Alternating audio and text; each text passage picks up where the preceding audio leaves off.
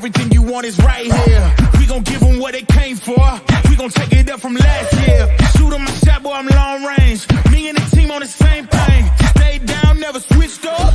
Only thing changed was the game. I'm in the zone now. Nothing can change what we on now. When I pull up, know it's going down. Foot on the gas, ain't no slowing down. Aiming for greatness, no settling. Kick down the doors, they won't let me in. Yo, what is up, everybody? It's your boy Phil Porto, Phil all caps, and we are back with a new season of the Knicks Nightcap. I got my guys, like always, Mr. Apollo, guard up Knicks, my brother from another mother, Mr. Diehard Eru. What up, gentlemen? How's it going? Good, man. I'm good. I'm glad to be here, man. How about you, man?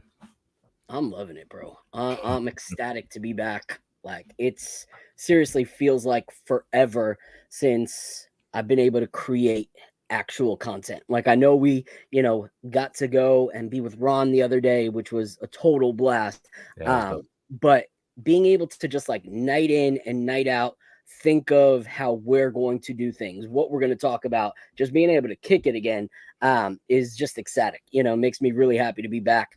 One thing that's pissing me off is I haven't done StreamYard in a while, and now I'm trying to stream to Twitter, and it's saying that I can't stream to my Twitter because I don't have a premium Twitter account, and only premium Twitter accounts can initiate a live. So unfortunately, we're not live on Twitter right now because of that. So I don't know if that's something fixable. If anyone in the chat knows how, we could still make that happen, let us know, because we really would love to, be on Twitter right now streaming as well. So if anyone in the chat has any ideas, please let us know.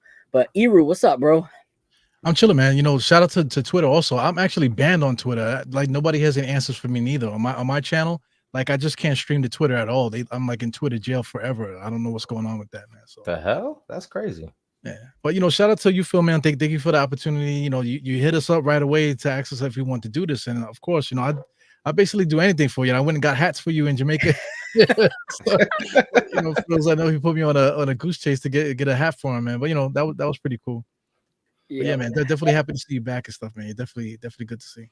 Yeah. And if you guys don't know what he's talking about, when we first really started building our relationship and our friendship and whatnot, there was a freaking dope Lids hat drop that came out, and I wanted it, but it was only in the city, and one store that it was at ran out. There was only one other that was available, and so I was like, crap, this sucks, bro. Like, I really need this freaking hat. And so I hit up Eru. I was like, yo, bro, what are the chances you could, head on over after work and pick up this hat? And so he left work, went, picked up that hat, shipped it to me in Florida, and it's still one of my favorites. So that's a true friend right there. I was still at work when I did that. I kind of played hooky from work, and it was like, yo, where you at, man? He's a real one. Phil, all caps. Nah, I love it. Real quick, I want to give a shout out to those that are in the chat already. We got Glamour Knicks. We appreciate you. Knicks fan 518. We got Mike Hawk 99, LP Star 005, D Blocks in the building. My guy Fritz is here. Harlem CEO, my man Nostalgic Nick. Appreciate you so much. And so things look a little bit different. You're probably looking here right now and you're being like, all right, there's only 3 of the 4 amigos. What is going on here? So unfortunately, Bully is in a season right now where he's dealing with a lot with work and family. So he's not going to be able to be with us for the first few weeks. So we were going to just do us 3. And then we decided, okay, we're not going to do that because there's a face that many of you love to see almost as much as we do. And he's, the face of Knicks Twitter. And we were talking about it a few minutes ago. There's Knicks Twitter, where it's just like a little obnoxious to listen to because everyone's out of hand and out of control.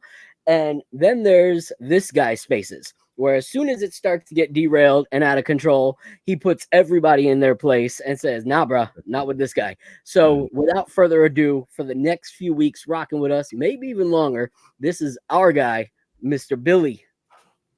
What's going on, Billy? What up, OG? You're. What's good? What's good? Chilling, man, chilling. So we're ecstatic, bro. I was telling them we can't stream the Twitter right now. For some reason, Twitter's not letting us like stream to Twitter. So we're trying to, see if we can figure something out so we can bring everybody from our Twitter fan base back over here. But as of right now, it's going to just be YouTube. So if anyone in the chat has any solution on why all of a sudden it's saying I need to have a premium X account to create a live broadcast, please let me know if that's something new since the last time we were doing this show or what. But I'm not paying for a little blue Nike check next to my name, so that's for sure. But yeah, so Billy, it's been a while, since we've been able to do this. What's off season been like for you, bro? Man, all season's been great, man. First and foremost, hey, appreciate y'all having me. Love you, brothers, man. Paulo, you know what it is. Hero, what's up, brother? How you doing, man? Cool, man. Good to see you. Hey, appreciate y'all having me, man. Phil, you already know what it is, man. What's understood don't need to be explained, brother. All season been great, man. I traveled most of the summer. Went home to New York a couple times. Went to North Carolina, came back, chilled here in the Nap Town, enjoyed my summer during the off season. A lot of Knicks news. I know we'll probably get into that. But off season was good to me, man. I'm back in school right now, so that's awesome. Next season just started back up. I'm ready to go, man. That's awesome, bro. I love that. So, guys, Apollo, you've been gone for quite a while. You took off most off season. Yes. So what was that like? Like, what is one of the highlights of your time off? And what are you looking forward to going into the season? So it was an emotional end to the season for me. So yeah. I needed a break. You know what I mean? It was very taxing. Twitter was going crazy. I couldn't handle it. I needed a break. So I said, I'm gonna take a step back, you know what I mean? And focus on some things. I had some family stuff to take care of as well. But I had a good time this summer. Just spent it with the family. One of the highlights was I got to go to New York to see one of my best friends. Okay. For his bachelor party before he got married. So that was good. I really had a good time seeing my old guys, acting like we were 21 again. So it was good to see my guys again. But yeah, man, that's pretty much it. But I'm looking forward to the season. A lot like Billy said, a lot of news in the off season. You got McCall and then the cat trade. So I'm looking forward to this year, man. I'm looking. I'm at the point now. I'm looking more towards playoffs, but the season should keep me occupied for now. Yeah, and so let's jump right into it. Off season, a lot of things were done. I think right now it's a little bit early for us to decide if that is something that is going to pay off. I feel like a lot of people in the Knicks fan base are kind of freaking out a little bit over one game. I feel like it's a little premature. We need to slam the brakes on that, and we'll talk about that game. But a lot did change. We got rid of who some people thought was going to be our staple for years to come. Some people that still thought he was going to share the responsibilities till the cows came home with Jalen Brunson and Julius Randle. And then some people also thought, that we were going to keep the Nova Knicks going, that it was going to be 4, 5, 6. Matter of fact, I straight up thought anyone who is putting DiVincenzo into trade, stop. Like I even said that in one of the Twitter spaces because I didn't believe that was ever going to happen. And it did. So that for me was the biggest shock because I personally thought Randall would be traded within the next year. I didn't think it was going to happen this early. I thought he was going to at least play out part of the season, but I didn't see him as like a long-term piece. But I did believe Dante was going to be a long-term piece. So what were your guys' thoughts on the offseason moves? I'll start with you, Eru. Like first, let's talk about the Mikal Bridges move. Like, what do you think? How would you grade that? And what are you hoping comes out of that trade? Well, just right off the bat, it's the draft picks. People talk about the draft pick. We gave up way too many draft picks and all this, but the Knicks are, my mentality at the time of that trade was that the Knicks have to go. We just we're at the cusp now. We have we just had a good year. We waiting for guys to get healthy. So we really needed to get that extra guy on the roster. And I thought we did that with Mikal Bridges. So trading all those picks was worth it in my opinion. You know, but Yeah. I did not, like you said, I did not anticipate the next move. You know what I'm saying? Which basically happened the day before media day. You know, trading for Carl Anthony Towns. So you know that also attributes to that loss. You know, we'll get into that too. You know, that attribute to that big loss against the Celtics. But the Mikal Bridges trade, I thought it was necessary. You know, because we needed that extra guy. You know, the extra wing defender because we were kind of like short on wings a little bit. So adding him to the roster when you're thinking about Julius, you know, still on the team, and you know, Hartenstein maybe, you know, we weren't sure if we were going to keep him or not, you know, but you know, that mix, you know, I thought that would have worked, you know, at the time. Yeah, and so the Mikal trade that happens. Now I'll throw it to you, Apollo. All of a sudden, this Karl Anthony Towns trade happens. You know, and for me, that was a shocker. You know, like even last season, I was like, guys, I think this is finally not going to be a topic of conversation anymore. You know, I thought it was finally going to die, kind of like the Donovan Mitchell talks. I thought that was one of those things where I'm like, people, stop. How many seasons have we talked about this? It's not going to happen. And then all of a sudden, Julius Randle's dedicating a school, you know, getting all this like Tibbs love, and then he wakes up the next morning with news of being traded. That's just crazy. To me, that's the most gangster movie thing I've ever seen in the NBA. Like that's one of those, hey, let's go for a walk and talk about your promotion mafia style, and all of a sudden you're getting a gun bullet to the back of your head. And then Towns news breaks. What was your initial thoughts on that Towns move, and how do you think that's going to play out for us? So it was a surprise when it happened. I didn't think it would actually happen because it was spoken about for forever and it never actually happened.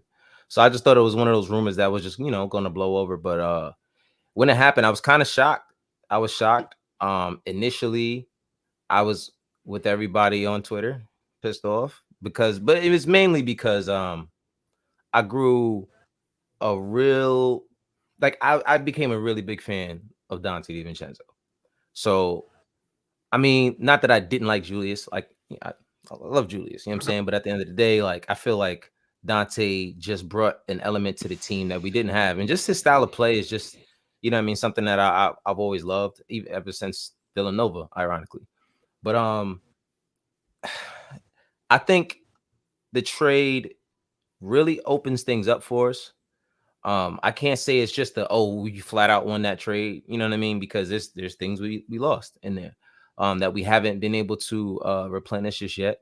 So, which is, part of the reason why I was really big on Shamit being here, because he could bring some of that what we did lose with Dante. But yeah, man, it's when I saw Cat, I was like, all right. At first, it was a shock, and I was kind of like, I don't know. But then once I thought about it, I was just thinking about the pick and roll and just the movement on the floor, the spacing.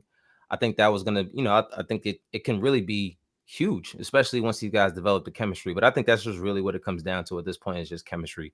So I mean, I'm excited because I think it opened up a window for us.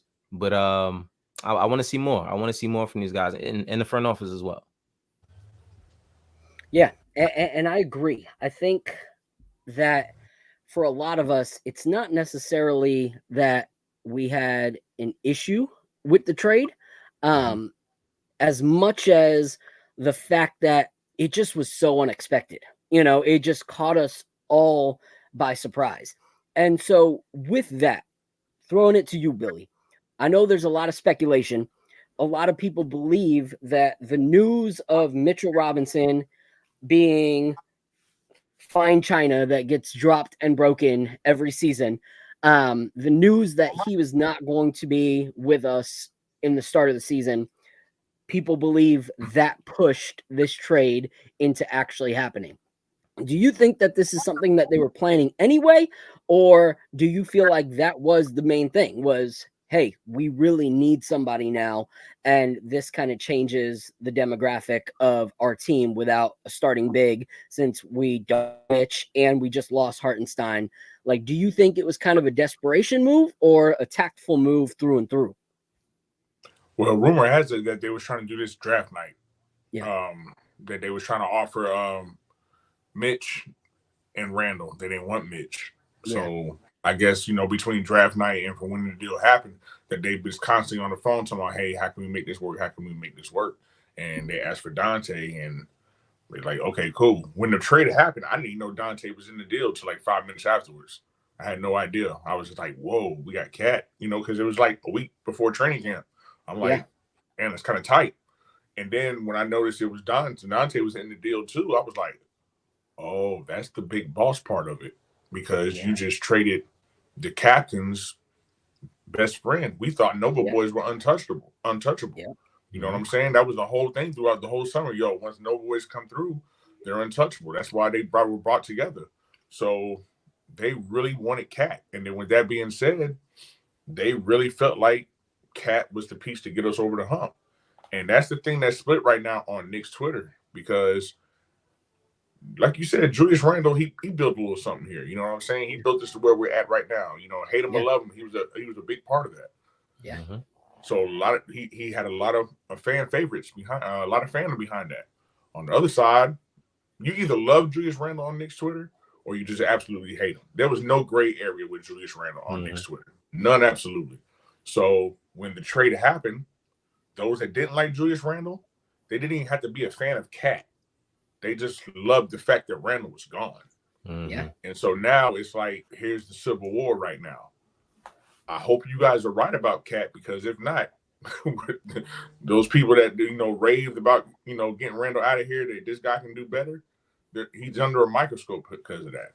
But I mean, we won't know until the end result on how, if the trade was good or the trade was bad. Yeah, and that I think is the big thing that people got to realize. Is one thing that's kind of crazy is, and it seems like a step back, but maybe it's not. But I remember all last season, the whole thing we were preached at was continuity. Like, that was the word for the season. No, we're not blowing anything up. Continuity is what wins championships. Continuity. And we're all like, yeah, like halfway through the season, we're all like, continuity. And then all of a sudden, this season, right before the start of this, like the preseason, all continuity is thrown out the window. We bring in two pieces that have never touched the floor, in a Knick uniform to start the season with weeks from that trade. So it's a little hard to go, okay, we're building on what's already been there, because we're kind of not, like two major pieces to our run last year are no longer foundational pieces. So we're now, gonna have to learn on the fly. And that's what I keep telling people. You cannot judge that first game on what our season's going to look like, because those guys had never really touched the court together. Yeah, I understand that you could say that, we had preseason or whatever, a few preseason games, but let's be real. We played the Wizards like twice. Like, is that really getting our team ready for anything? No, that's not going to help you prepare for the season.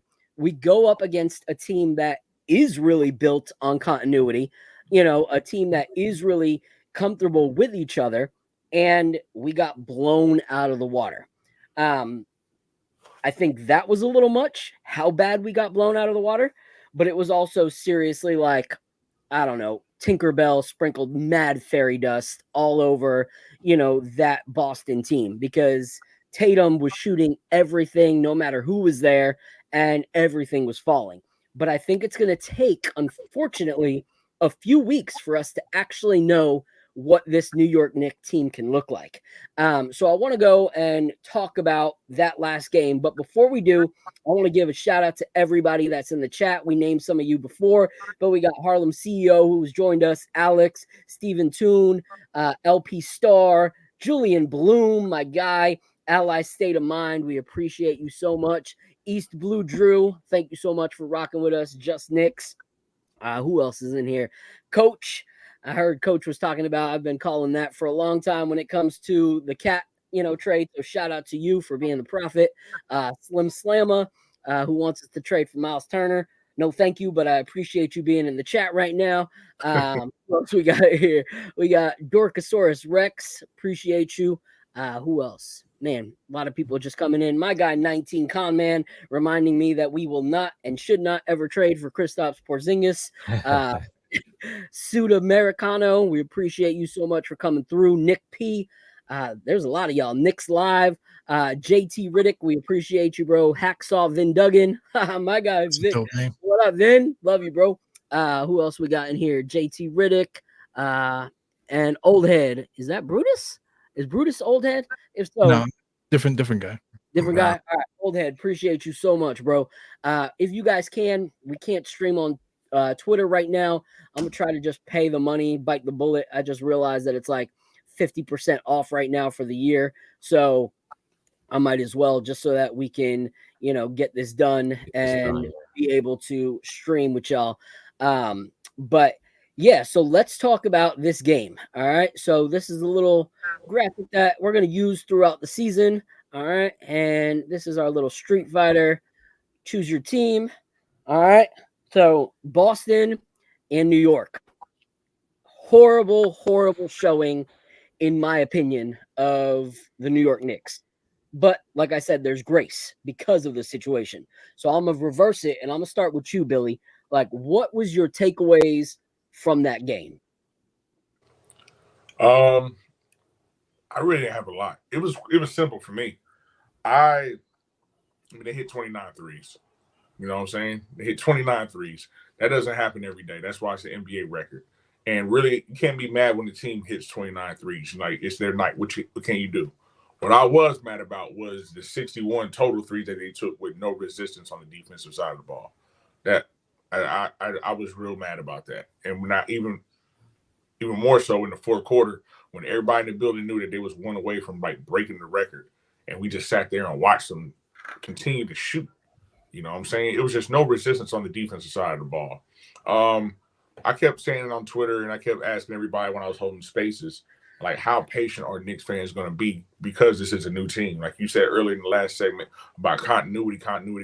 We don't have that no more. Yep. You know, and you got three guys on this team who've been here more than a calendar year, and that's Brunson, Hart, and Deuce McBride, who actually had the best showing, in my opinion, as far as on the offensive side of the ball. Deuce came in, knew his assignment, and bang, bang, bang, bang, bang. You know, I really hope he stays in that role, man, because I really do think he'll be a good piece for a six-man of the year candidate.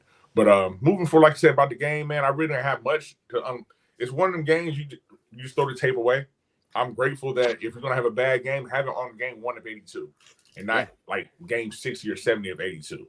You know what I'm saying? Get rid of that thing early. But the defensive side of the ball was one of my things I was looking at during the first quarter of this season, man. Offense is going to come. I'm not worried about the offense side of the ball. Yeah.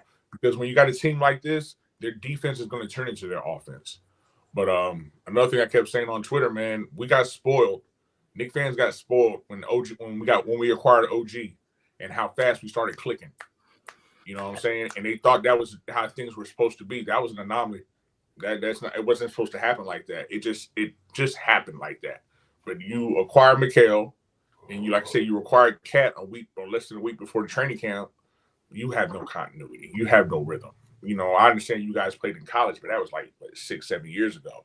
You've been through a whole bunch of systems and schemes since then. Some guys' roles have changed, like Josh Hart. He's talking about he's lost in the starting lineup. I don't think he's lost. You know, Josh Hart, he's kind of a troll. You know what I'm saying? I don't think he's lost. I just think, you know, he was slow coming out the gates last year.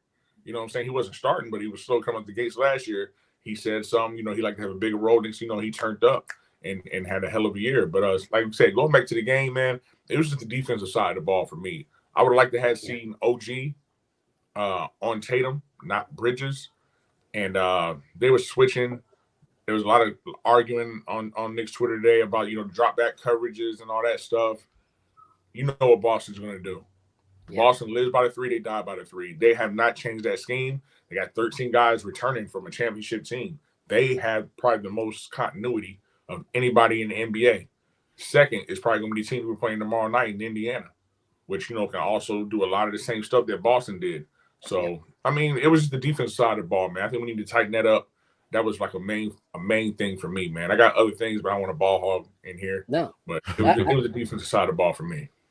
I think that's a great transition point. Shoot the J. I think that's a great transition point to one of the points that were made by Oldhead in the chat, and he said Tibbs having the team playing drop coverage when Boston had no inside presence was poor coaching. Should have been uptight man to man, and I agree with that completely. Like we have two of the best defenders in the league in OG and McHale, and instead of locking people down, all we did all game was running after the shooter, which is something we saw early last year that was infuriating, was that we were always a few seconds left, a few seconds behind trying to get the shooter. And so if you're playing a team that is elite when it comes to three-point shooting and who had no problem last year, like hitting the three and scoring up and up and up every single game, why would you do something like leaving anybody from that starting lineup open? Like every single person in that starting lineup can hit the three. Yet it seemed like the three was the last thing we were trying to protect.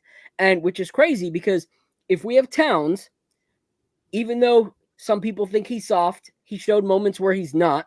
But even though he's not the greatest defender, one thing that he has over somebody like who was playing for them because Porzingis wasn't there. Oh, Horford. Yeah, Horford. You got old legs Horford. So that is one thing that's a bonus is if Karl Anthony Towns doesn't have to do a ton in the paint because he's faster than Horford. So being that we had that protected and it wasn't the speed and quickness of Kristaps Porzingis in the center role, we should have for sure been playing at the perimeter way more. Like the perimeter was horrible. Mm-hmm. Not even that, man. And not even that. On the other side of the ball, you had Drew Holiday on Cat a few times. And I got so angry we didn't continue to go to that. And we bailed out on there because one, I was mad at Cat because he couldn't even establish position on Drew Holiday. Now, Drew Holiday is one of my favorite players in the league. He has no weakness in his game. You watch Boston numerous times. They're known for putting a small defender on a five. You know what I'm saying? But with that being said, Cat, come on, it's Drew. And Jalen Brunson too is the captain. Hey, tell your big man, hey, look at the mismatch. You got a mismatch down there, so that means you got a mismatch up top too. If they just happen to double team you, which I don't think they're going to ever double team Cat in the post because that's not really his game. But if they ever do, that's where you miss Randall because Randall was real great at passing out the double team. That's where him and Dante they clicked right there. But it's a work in progress, man. But I didn't like to see Drew Holiday guarding Cat, and we didn't try to expose that. I didn't like that. No, that was a horrible move. One thing I did like though, there were some people that are making their assumptions of what Cat's going to be for us, and they were like, "Oh, Julius Randle would never get bullied by Drew Holiday on the defensive end." Da, da, da. And then someone posted a highlight reel today of Drew Holiday completely bullying Julius Randle all last season. So that was pretty funny. But we're going to move on. We're going to have Iru give me your takeaways from yesterday's games. Anything that was a highlight, but also maybe a concern. Well, you mentioned Pixie Dust. I was waiting for that. The Pixie Dust, it was the ring ceremony. They just finished getting rings and stuff. So those guys were on fire. You know what I'm saying? All their friends and family was there. Celtics fans were going crazy, so it was one of those things where like the energy might have been too much because they were on a high. They were smoking that energy. That's how freaking high they were. They shot as a starting crew. If you do the math, it's like around 60% they shot as a starting crew. They shot so many 3-point shots. So defensively, I don't think they even cared what the Knicks did because they were just killing us so badly on those threes. So I'm concerned with Tibbs because. Like Billy said, like everybody knows the Celtics shoot threes, fam. And then last year we was getting smoked the same way by the three. So like Tom Thibodeau has no excuse. There's plenty of film and stuff like that of how the Celtics play. How dare he show up, for against the Celtics playing drop coverage. Like they were more concerned with protecting the paint than anything, that was happening out there. Just simply attacking, and all the Celtics were doing were just sidestepping and just waiting for the ball to come, and they were just knocking it down every single time. So that's very concerning, man. So like I was talking about this on my channel, like teams like say the Bucks, we probably will beat the Bucks in this style. You know what I'm saying? We probably would beat Indiana. They play up and down, but we can get away playing drop coverage against Indiana. Make them make the three. But the Celtics, they're going to make the freaking threes, man. They prove it night in and night out that this is what they do. They won a championship behind it. So I think that was upsetting, man. So I mean, we got 4 new starters, bro. Just to keep it simple, we got 4 new starters. Carl Anthony Towns just got here, so the guys are just getting to know each other. It's a weird type of thing, but it's only game 1. We're not going to be 82-0, so it is what it is. Concerns going forward, I'm worried about like Mikal Bridges, because just Brunson is always on point. He's always talking about the present. He's always talking about moving forward. Mikal Bridges was kind of like, we gotta wait and see, and we gotta be patient and stuff. Like fans don't want to hear that. Basketball fans don't want to hear that. They just want to hear the forward progress. You know what I'm saying? So that kind of concerns me a little bit too, man. But I don't want to read too much into it or be wasting energy about it, man. So that's where I'm at with it. Yeah. What about you, Apollo? I mean, a few things. I mean, first of all, it's the first game, so I can't get too crazy, but I mean, we all got eyes. You know what I'm saying? So, of course, the first thing that the reoccurring theme is defense. It just wasn't good. It wasn't good. Like you said, I was watching with my wife, and I was just sitting there. I was like, I don't know, why wouldn't he just put OG on Tatum? Because Tatum is cooking right now. Like, I don't, you know what I mean? And Mikal was there. He's right in his face. He's getting cooked. So, but it is Jason Tatum. You know what I mean? So I didn't want to get crazy there. But at the end of the day, the theme all summer was the Celtics are not going to know what to do. Jason Tatum, Jaylen Brown, they're not going to know what to do with us. Yeah. And I mean, you had OG out there, you had Mikal out there, you had Josh out there, and they were playing park ball. They got whatever shot they wanted. So, I would like to see Tibbs, and this is something that we've dealt with before with Tibbs, and it's in-game adjustments to me. He does really, really good with the game-to-game. Sometimes if I see something that's not working, why do I see it not working all game? You know what I'm saying? Like that bothers me sometimes. That it's not working, you just keep running it. So, I don't, like I said, first game, don't overreact. I think he kind of just threw the ball out there with them and just let them play. Because at the end of the day, one team just won a championship and one team just now made 2 offseason moves. Like huge moves, not just role players. Like, you know what I mean? Some, big moves. So like I was telling one of my friends, I'm like, it's going to be ugly for about a month. It's going to be ugly while these guys try to figure out go-to spots, moves.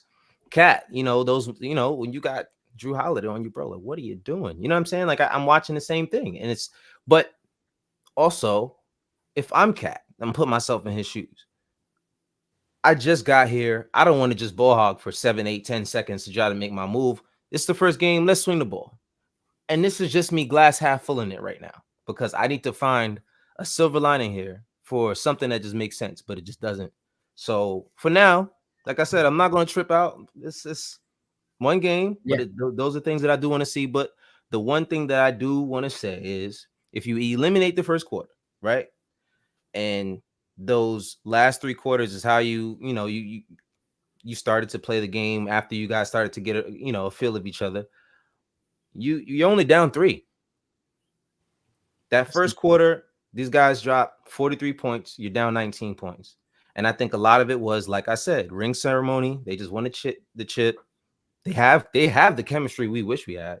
And we're trying to develop that chemistry. So, of course, that first quarter is what you see. You're down 19 in the first quarter. They were hot, and they just couldn't stop missing. So, they couldn't miss. They didn't stop missing. Yeah. But they just couldn't miss. So, like I said, I think the first quarter was big. But if you really just eliminate that first quarter, we're only down 3. So I think they not that they started to figure something out, but when you're not shooting lights out from 3 anymore, it's easy to play regular basketball. So, and I think that's really what it boiled down to. Yeah. So, I'll give my 2 cents real quick. I think for me, the biggest thing that I feel like I saw was, since it's so new, Jalen Brunson does not trust his team yet. Mm-hmm. Like, he's got, a friend in Mikal Bridges, but they haven't played together since college, and what you saw start to happen throughout the season last year was, over time, he continued to trust the new version of Julius Randle. He always trusted Dante DiVincenzo. Like, he always, trusted OG. And I don't think I saw that last night. It was a little bit weird to go back to dribble the ball till there's no air, Jalen Brunson. I hadn't seen that in a while, in my opinion. But I think that's going to come with the time. It's going to come with the chemistry. It's going to come with the knowing with, one another. The only thing I did see in the chat, and it's exactly how I feel, is I don't see a full-on dog in any of our guys outside of Jalen Brunson. That's one thing I loved about Dante DiVincenzo, was the confidence and the New York state of mind attitude he had that he played with. Like, he played with a chip on his shoulder. He played hard, nonstop, whether the game was up or down. He always gave 100%. I saw a deflated New York Knicks team by the mid third quarter. And so the big takeaway for me, having grace on the new guys, okay, it's going to take time. But the one guy that I was really shocked with his game was OG. Like, I was really disappointed with OG. 0 for 4 from 3. That was a little concerning. When they're hitting every single three-pointer and OG's getting open shots and he's not making them, that's going to cause, a bigger uphill battle for us. But not even 0 for 3, 0 for 4, but he was 14% shooting for the whole day. 14%, and he didn't do enough defensively that he always does to make up for what he did not do offensively. So that was a little concerning for me. But I want to talk about 2 points and 2 people's opinions, because I feel like it's the perfect example of Knicks Twitter, which is Knicks fandom in general. Like, Facebook has people that are the same way, which is why I love the 3 of you guys, because I feel like I can have actual level-headed conversations and not lose my freaking mind. But before we talk about those, there's 2 things I want to do. First, I want to give a huge shout out. Matrix. Oh man, the suspense. Who is he shouting out here? I want to give a huge shout out. Yeah, I'm back. There we go. You're back. All right, bro. Cool. Traveling life is crazy, bro. So I want to give a huge shout out to the Nick of Time family for having us be a part of their, family, their community now. We were in a season of just trying to figure things out, as, I made some moves from where we were previously. And, Ebony called me up and she was like, listen, bro, you were the first person that gave me a platform. You're the first person that believed in my takes. And because of it, now I'm part of their family. And she was like, what do you think about maybe bringing the guys and having the party over with us? And after talking with you guys and just kind of evaluating it and speaking with my wife, it just made sense. Me and Jay Ellis got on a call. Everything made sense. Everything lined up with our visions and our goals. Lee has always been a stepbrother to me. So it just really, really made sense. So thank you guys so much for having us on. Thank you to those who are viewing us for the first time because we're on the network. We appreciate you guys. If you could hit the like and subscribe button, that would be amazing. I don't know if they do this, but we do this. YouTube likes to take money. And a lot of it. And all of us have families. All of us are trying to eat. So there's a little icon at the top right near Apollo's screen. And that's the Buy Me a Coffee. If you grab your phone, you pull that out, you scan that, you can make a donation to the guys and myself to help us. Yeah, there you go. To help us put some food on the table, but also to make this show better. You know, we want to continue to invest in graphics and all this stuff. I just spent a bunch of money to have a stupid blue check mark next to my name on Twitter. I thought I muted myself. Damn. No, you're good. The fun. This I dad got life. kids, man. Dad life My son- came coming Yeah. from They yelling. I'm my fault. My bad, y'all. But yeah, like I said, we got kids to feed, you know, so, some the silence. So click that little icon right there, make a donation if you guys can, or a super chat. Waiting for the belt to come off, the chocolate to come off. Embarrassing, man. Embarrassing. No, it's amazing. All right, so the opposite ends of the spectrum. All right, so we lose that game, and it's crazy because even in the fourth quarter, you have a guy who has always hated the New York Knicks, Reggie Miller, calling the game. And Reggie Miller says this: the Knicks are the second best team in the East. They ask him, do you still really believe that? And his exact answer was, yes, they are still the best team in the East. Like, that's crazy to me that it was him that was willing to say that. So what are your guys' thoughts on that? Like, do you guys believe we are the next, you know, team besides Boston? Are we that second best team? Or are you guys rocking with the other guy, the other old guy that's calling things as he sees it, Mr. Shaq? All right, who, as soon as the game was done, as always, has something to say. So right here, Shaq is a fool. All right, so he says the Knicks are done. That's his take of, you know, our season and what we have going on. And I feel like that's our fan base. Like, if you got in a Twitter space that night or that next morning, that's where everyone was. They were either Reggie Millering it or they were Shaqting it. So what are your guys' takes on that? I'll throw it to you first, Eru.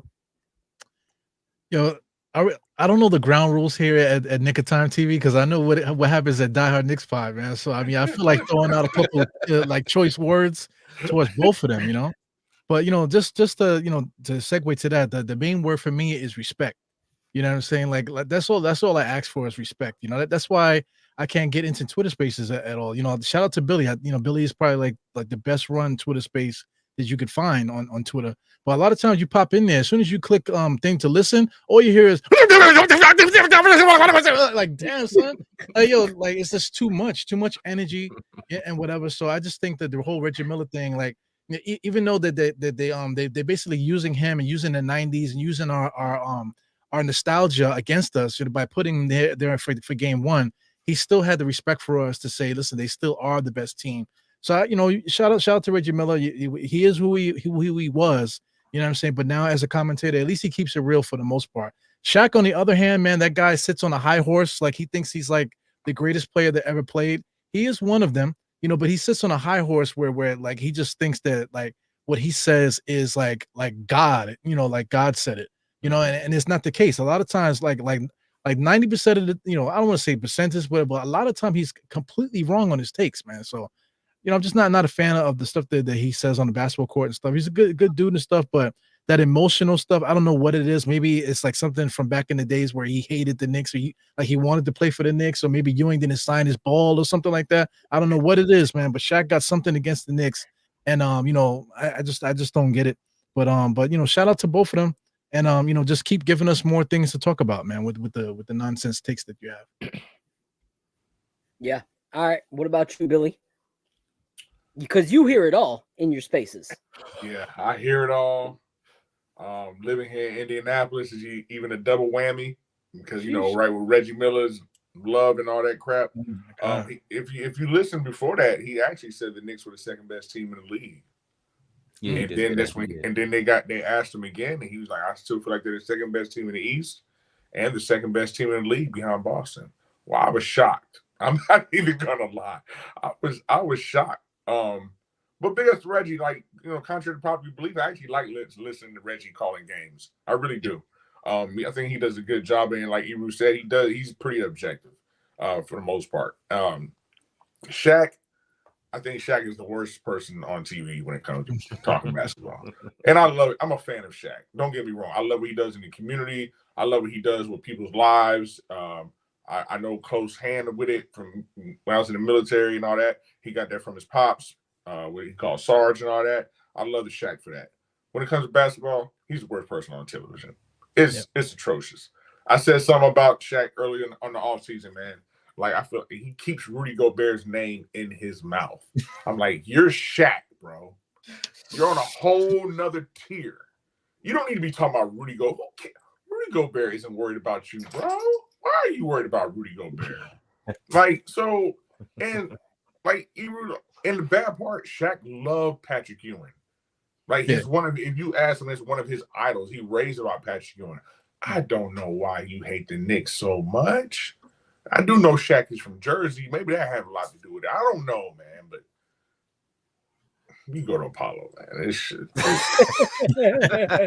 Shaq is terrible, bro. He was worse than that look. Remember when everybody went outrageous with last year with Becky Hammond and her comment, and then Candace Parker and her comment? This is Shaq every day. At least they're temporary. You know what I'm saying? When they say something silly, it was like, okay, we'll hold on to this for a couple of weeks or whatever, we revisit it, whatever. Shaq is notoriously, and he's batting like 0.30. Like, that's his batting average, bro. Shaq is go to Apollo, bro. Shaq is terrible. Oh man. So it's hard to accept anything that Reggie says, right? Because he's because ugly. Of that. Yeah, he's not a pretty guy. He's a hideous kind of guy. But like somebody said in the chat, like, he loves New York, man. He built his name off of that beef that he had. But he understands the passion. When you're an NBA player, passion that trumps everything. You know what I'm saying? So I'm sure he sees these fans. We're not like, I'm not going to mention any other fan bases, but just how crazy their fans could be. You know what I mean? We really know basketball. I'm really passionate about it. So, you know what I mean? I think we're the second best team in the East or the NBA right this second? No, not yet. But I do think it's possible. I think the possibility is there. These guys got a lot of work to do. A whole lot of work to do. Coach got a lot of work to do. And that's another thing. There's a few new guys on the coaching staff.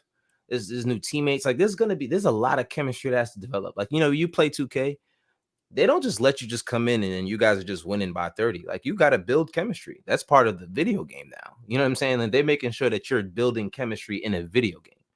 So, I mean, it's going to take time. So, you know what I mean? I do think the potential for us to be the second best team in the East, which we were last year, technically, I think is there.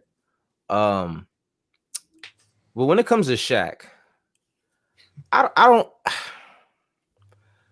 really try to respect him a lot. Like, I really do, because he was a really, really good player. He was a really, really, really good player. Facts right there. Johnny Bryan and Hartenstein, tough losses. But he was a really good player.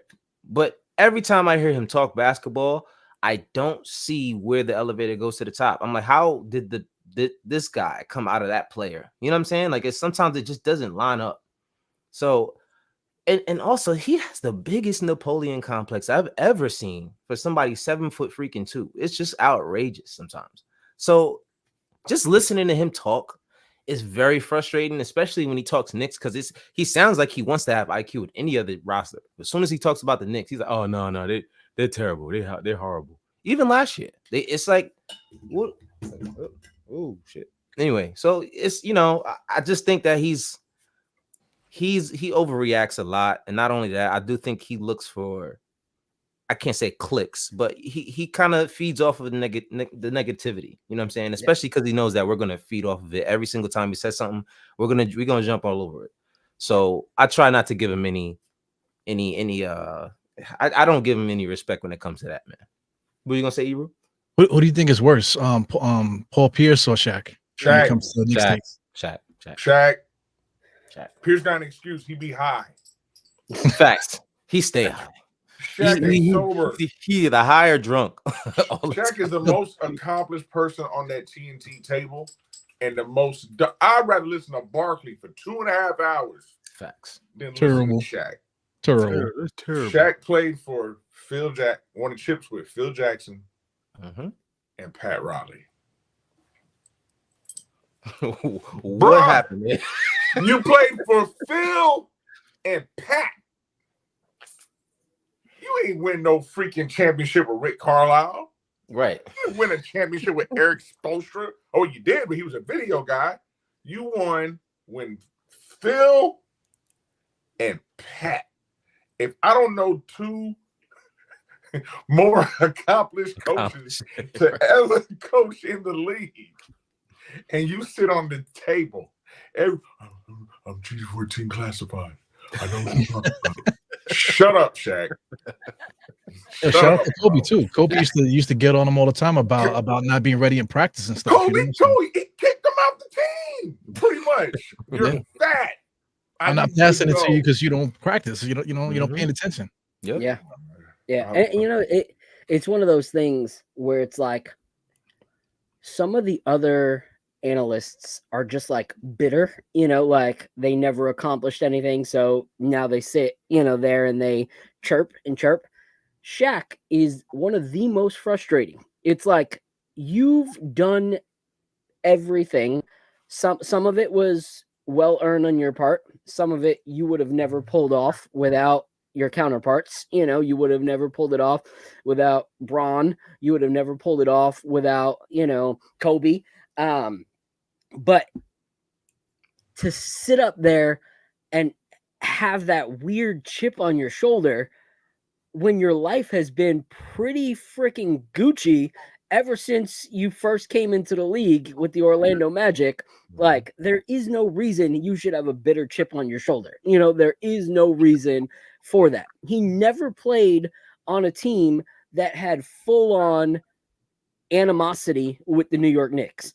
It's not like he played in the Bulls era against us. It's not like he played in the Alonzo Mourning era for the Heat. It was after all that kind of fizzled.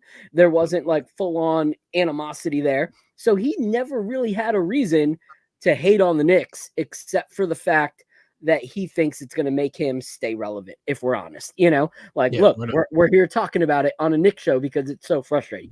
But we're going to move on because he's gotten too much of our time, as is. So what we're going to do is, if you don't, and you're watching the show, do yourself a favor, grab a drink real quick. We're going to give a huge shout out to our sponsor for today's episode.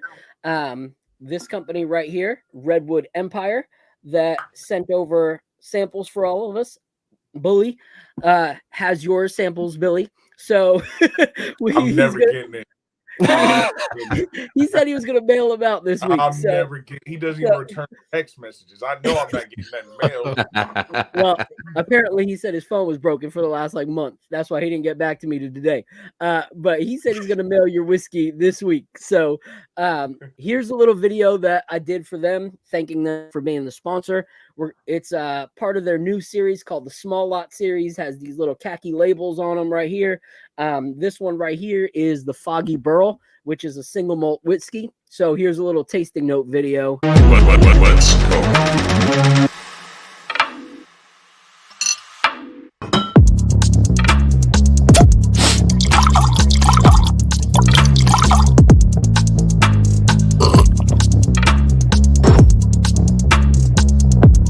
Finish him.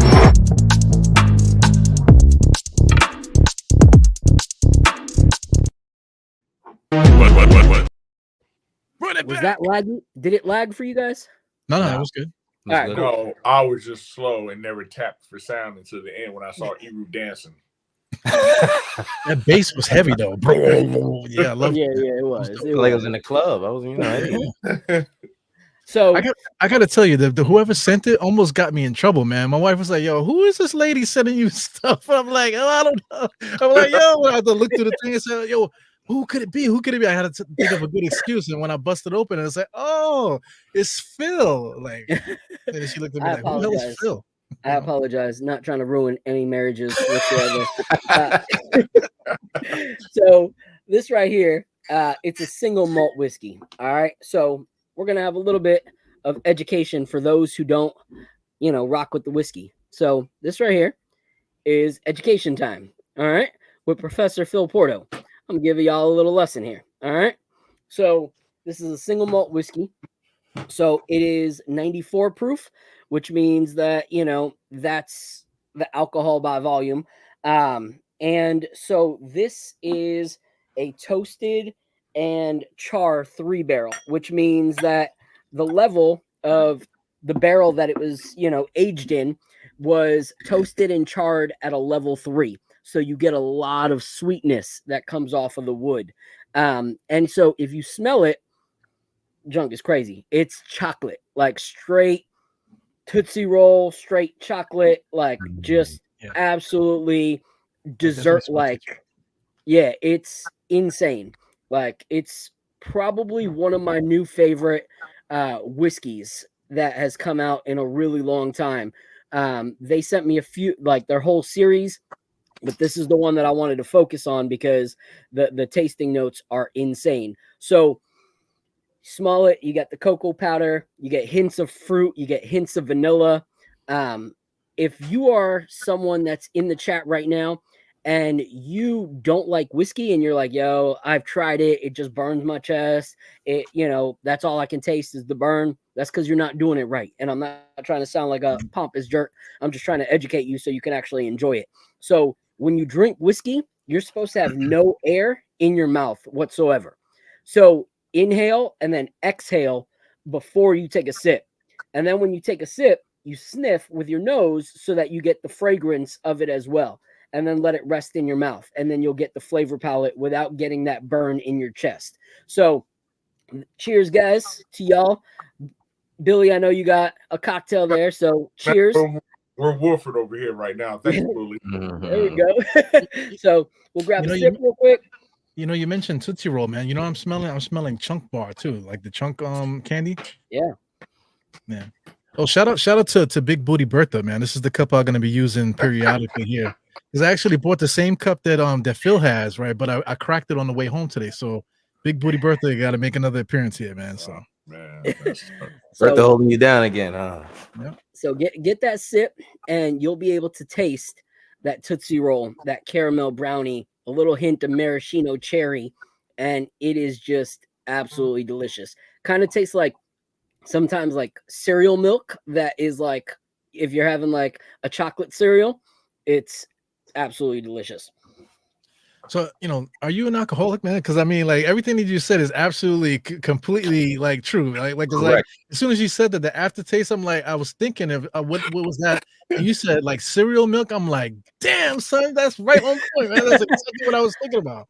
So the crazy thing is like, I just love the actual process of how things are aged, how a different state can change the final taste and flavor depending on the heat of that state on a barrel. So I don't ever get drunk. It's not something I do. I don't, I don't do it. But I love good whiskey. Like it's a art form for me, and I absolutely love it. So shout out to Nick Yak. I see he says he's got scotch on the rocks. Let me know what you're drinking. But yeah, so as we keep sipping it, we're going to keep going with our next topic. All right. So once again, shout out to Redwood Empire for being the sponsor of today's episode. We truly appreciate you. You guys are incredible. But now we're going to talk about a different way of drinking. I don't really drink that way, but some people like to take shots, So one thing Apollo wanted to talk about was shots tonight. So this is the little graphic right there. Shots. Anybody? So the reason we're talking about shots today is not because Jalen Brunson's getting crunk there, looking like what do you call it? That's awesome. Looking like Lil Jon, but because we're going to talk about shot creation, because we have to talk about who is actually going to be and how are we going to space out the shot creation between this team. Yes, Mikhail's shot looks a little bit broken right now, but still someone that we're hoping, as the season continues, will get better with his shot again and can be reliable. But how do you guys think we're going to space out the actual shot creation of this squad?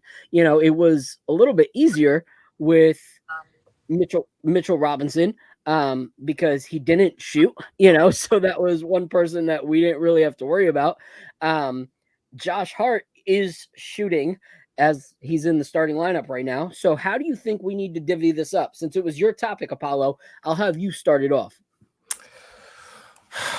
I think I don't know, man. I think obviously Jalen is clearly by far the best shot creator on the team. So, we can get that out the way. But my question is, who's the next best shot creator on the team? And I don't necessarily know if there's a definite answer.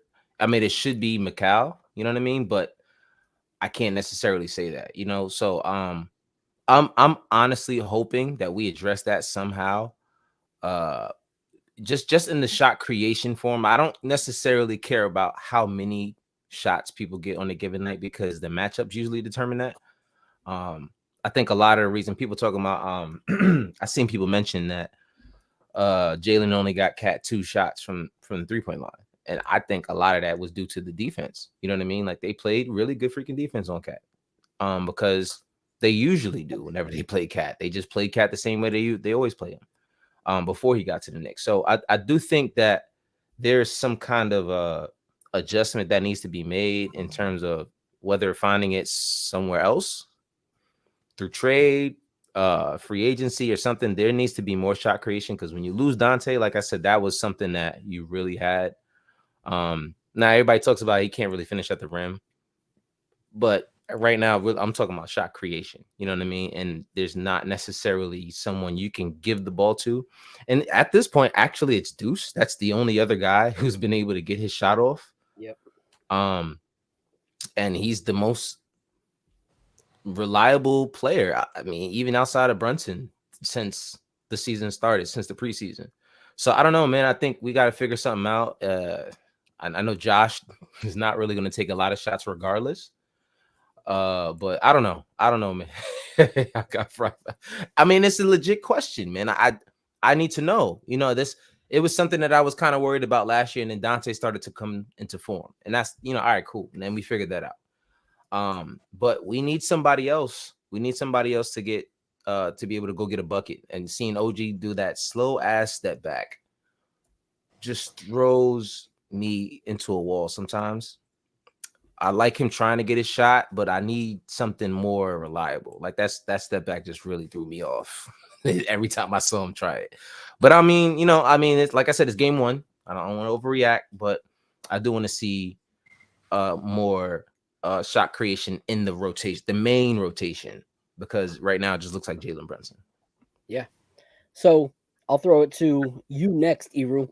But my question is, with the amount that we're paying Karl Anthony Towns, if he's not the second when it comes to creation, do you think that that's money well spent for him not to be the second shot creator, especially with his efficiency? Year after year, he's been one of the most efficient shooters in the NBA. So based off of money and efficiency, shouldn't that title come to him already, especially because we traded away our 25 and 10 guy plus our best shot curator outside of Brunson and Dante DiVincenzo? Does it kind of make it to where that has to be the option? Well, the option thing, the Tom Thibodeau runs a read and react offense, so the shot creator is the offense, so I'm hoping that as a team that they just have to be aggressive. Like when the shot comes, they, because there was a couple times where me and my sister, I was with my sisters, and we were at Queens Bully in Queens on Queens Boulevard. So he was there. It was kind of dead in there. But every time something happened like that, me and my sister looking at each other. Are they going to shoot the ball? Like somebody has to shoot the damn ball. You know what I'm saying? So that's what it is. The shots are there, but a lot of times they have it and they can easily make that extra dribble and get to the open spot and take the shot or to go to the basket. But they want to keep making the extra pass and all this, and then they're just looking. Nobody wants to be the guy. So that kind of is annoying me a little bit. Shot creation and stuff like that. I'm just thinking about Julius Randle this whole time. Is that like people hated when Julius Randle dribbled the air out the ball too, because he used to dribble the ball into traffic and all kind of stuff. But he created, he was a shot creator. He created a lot of offense for the Knicks. And then if we needed a bucket, we can give it to Julius, and he could get buckets off the dribble. As a power forward, which it didn't look logistically correct. You know what I'm saying? But he did do that. So now that he's not on the team, we legit don't have that guy. And you mentioned Deuce, so it is very frustrating. But you do see the opportunity for guys to get those type of buckets. So it really is going to come down to like these guys just seeing it, looking at tape, trusting each other, and trusting themselves too. Like the thing with podcasting, man. All of us we do podcasts, we do Twitter Spaces, so we get long-winded and stuff. But I mentioned this on a few platforms, and on my platform too, is that like the way that this current team is put together, it kind of reminds me of watching old videos of the Knicks championship teams. They didn't even necessarily have shot creators like that. They moved the ball. They played defense and they moved the ball. And everybody was aggressive when they were open. They shot the ball if they were open. So the Knicks, I think the Knicks are like not on par, but just like they're mirroring that era, in my opinion. So I just think the shot creator is the offense, and they just have to, like, as a team, be aggressive, Yeah, but to your point, how teams used to run, I feel like that would be great if we actually were good at, the amount of assists that we actually give to each other, like in this team. I feel like everybody can cook, everyone can eat, just pass the ball around. The ball has to really be passed around, and I feel like there was a lot of pass, stop, not know what to do, pass back. Like it just didn't seem like there was any cohesion. And I think until we can find that cohesion, someone has to step up, to give us buckets, because until we actually have a free flowing offense where players are actually working off of each other, like we saw in the halfway point of last season, until that starts to click, someone's got to give us buckets, and I don't know who that's going to be. Like, yes, someone made a great point that Mikhail's shot in that second half was a lot more efficient, looked a lot better. But if it's in his head, how many quarters can he be in his head? Like trying to rethink things and retool things. So what is your thought, Billy, on when it comes to shot curation and who should, kind of lead that way outside of Jalen Brunson? Cat's supposed to be the second. He's supposed to be the sidekick, right? Mikhail is the X factor of the scene. The silver lining coming out of the Boston game for me was Mikhail in the second half. He missed one out of 8 shots. He went 7 for 8. In the third quarter, went 5 for 6, 12 points, 2 for 3 from 3. He found his shot. And I'm saying that just because as a shooter, and we all play ball. I play ball. I was a shooter. And when I had bad games, it took for me to see the ball go in the hoop a couple of times to regain my confidence. He saw the ball go in a lot. And he shot 53% for the game. So Mikhail didn't have a bad game. Yeah, he started off slow, but he shot 53%. He went 7 for 13. I didn't think Mikhail had a bad game. A lot of people was like, he had a bad game, but because how he started. And they was like, oh, okay, well, he got the points during garbage time. That's not the point. If you're a shooter, you want to see the ball go in the bucket. Like, he can't wait for Friday. He can't wait for Friday night. That's what shooters think. You know what I'm saying? Like, they want to hurry up and get back on the court so that it can carry over. The confidence is there now. He's ready to get to it. Mikal Bridges is the X factor for this Knicks team. And I've been saying also when I was on Twitter, saying this, like when the rotations come, I think he's going to be an integral part of playing as a starter with those bench guys. And that's when he even takes over even more. You know what I'm saying? Is he going to have a lot of shots with Jalen and Cat? Some nights, yes. Some nights, no. Tuesday night, Jalen Brunson shot the ball 14 times. That was the most. Mikal Bridges shot the ball 13 times. 2 other guys on the bench in Campaign and Deuce McBride shot the ball 10 times. You know what I'm saying? The shot distribution is going to come. The Knicks as a whole still shot 55% for the game. Yeah. Like Apollo pointed out earlier, it was the first quarter. The first quarter did us in. The first half did us in. They had like, 17 or 19 threes? Yeah. You know what I'm saying? That's what did us in. And then I'm kind of deviating for a little bit real quick, but I'm sorry. It's in my head. Yeah. We also lost the game because we was trying to match Boston. They would go down and shoot a three. We came back down and shot a three. They went down the court, shot another three, made it. We try to match what they do. We don't have an identity yet. Boston does. We don't have chemistry yet. Boston does. Because you're asking this question right now. Who's gonna have the second most shots? Who's our other shot creator? By you even asking that question, that lets us know we don't know yet. We don't have an identity. You know what I'm saying? And that's fine. That's okay. I'm okay with that because I know that it'll pick up. We'll find ourselves. Cat's supposed to be the sidekick, but Mikal is going to be the X factor of this team. But OG, don't act like you can't freaking shoot. All right, because you just shouldn't be going 1 for 7. Yep. All right, I need to see the OG that I saw in Game 2 against Indiana prior to you blowing that damn hamstring out. I don't need you to score 28 and 3/4, but I need you to be that aggressive. And I know you're a two-way player. A lot of times, two-way players, sometimes they need a little breather playing both sides of the ball, and I got that. But 1 for 7, 0 for 4 for 3, nah, that ain't gonna cut it, bro. Come on, man. He's clumsy, man. To me, him walking around, I feel like he's walking on his heels when he's out there. Like when he's running on his heels. He looks like he just goes with emotion. Who? OG? Yeah, OG. Yeah, bro, he scares me every time he goes up. Yeah, every time he goes up, especially on a fast break, it scares the hell out of me because he just the way he moves, like he gets real low on his drives, but when he's about to rise up to dunk or whatever he's gonna do, he gets so low that it reminds me of that play when he blew out his hamstring. Blew it out. And it's just like, bro, chill out. Like, just go up for a regular. You don't got to get so low. Sometimes I overreact with OG because he's so injury prone. But man, I don't know, bro. And that's why Mikal coming in is such an X factor. I'm sorry if you let me cut you off. No. Him coming in is such an X factor because you wanted to create this dynamic duo on the perimeter defense and what they named Wingstop, right? You know what I'm saying? Wingstop had a drive-through on Tuesday because they ain't stopped nothing. I mean, that shit was crazy. Yo, somebody said they were boneless wings. Imagine it. That's a good one, man. I mean, that's crazy.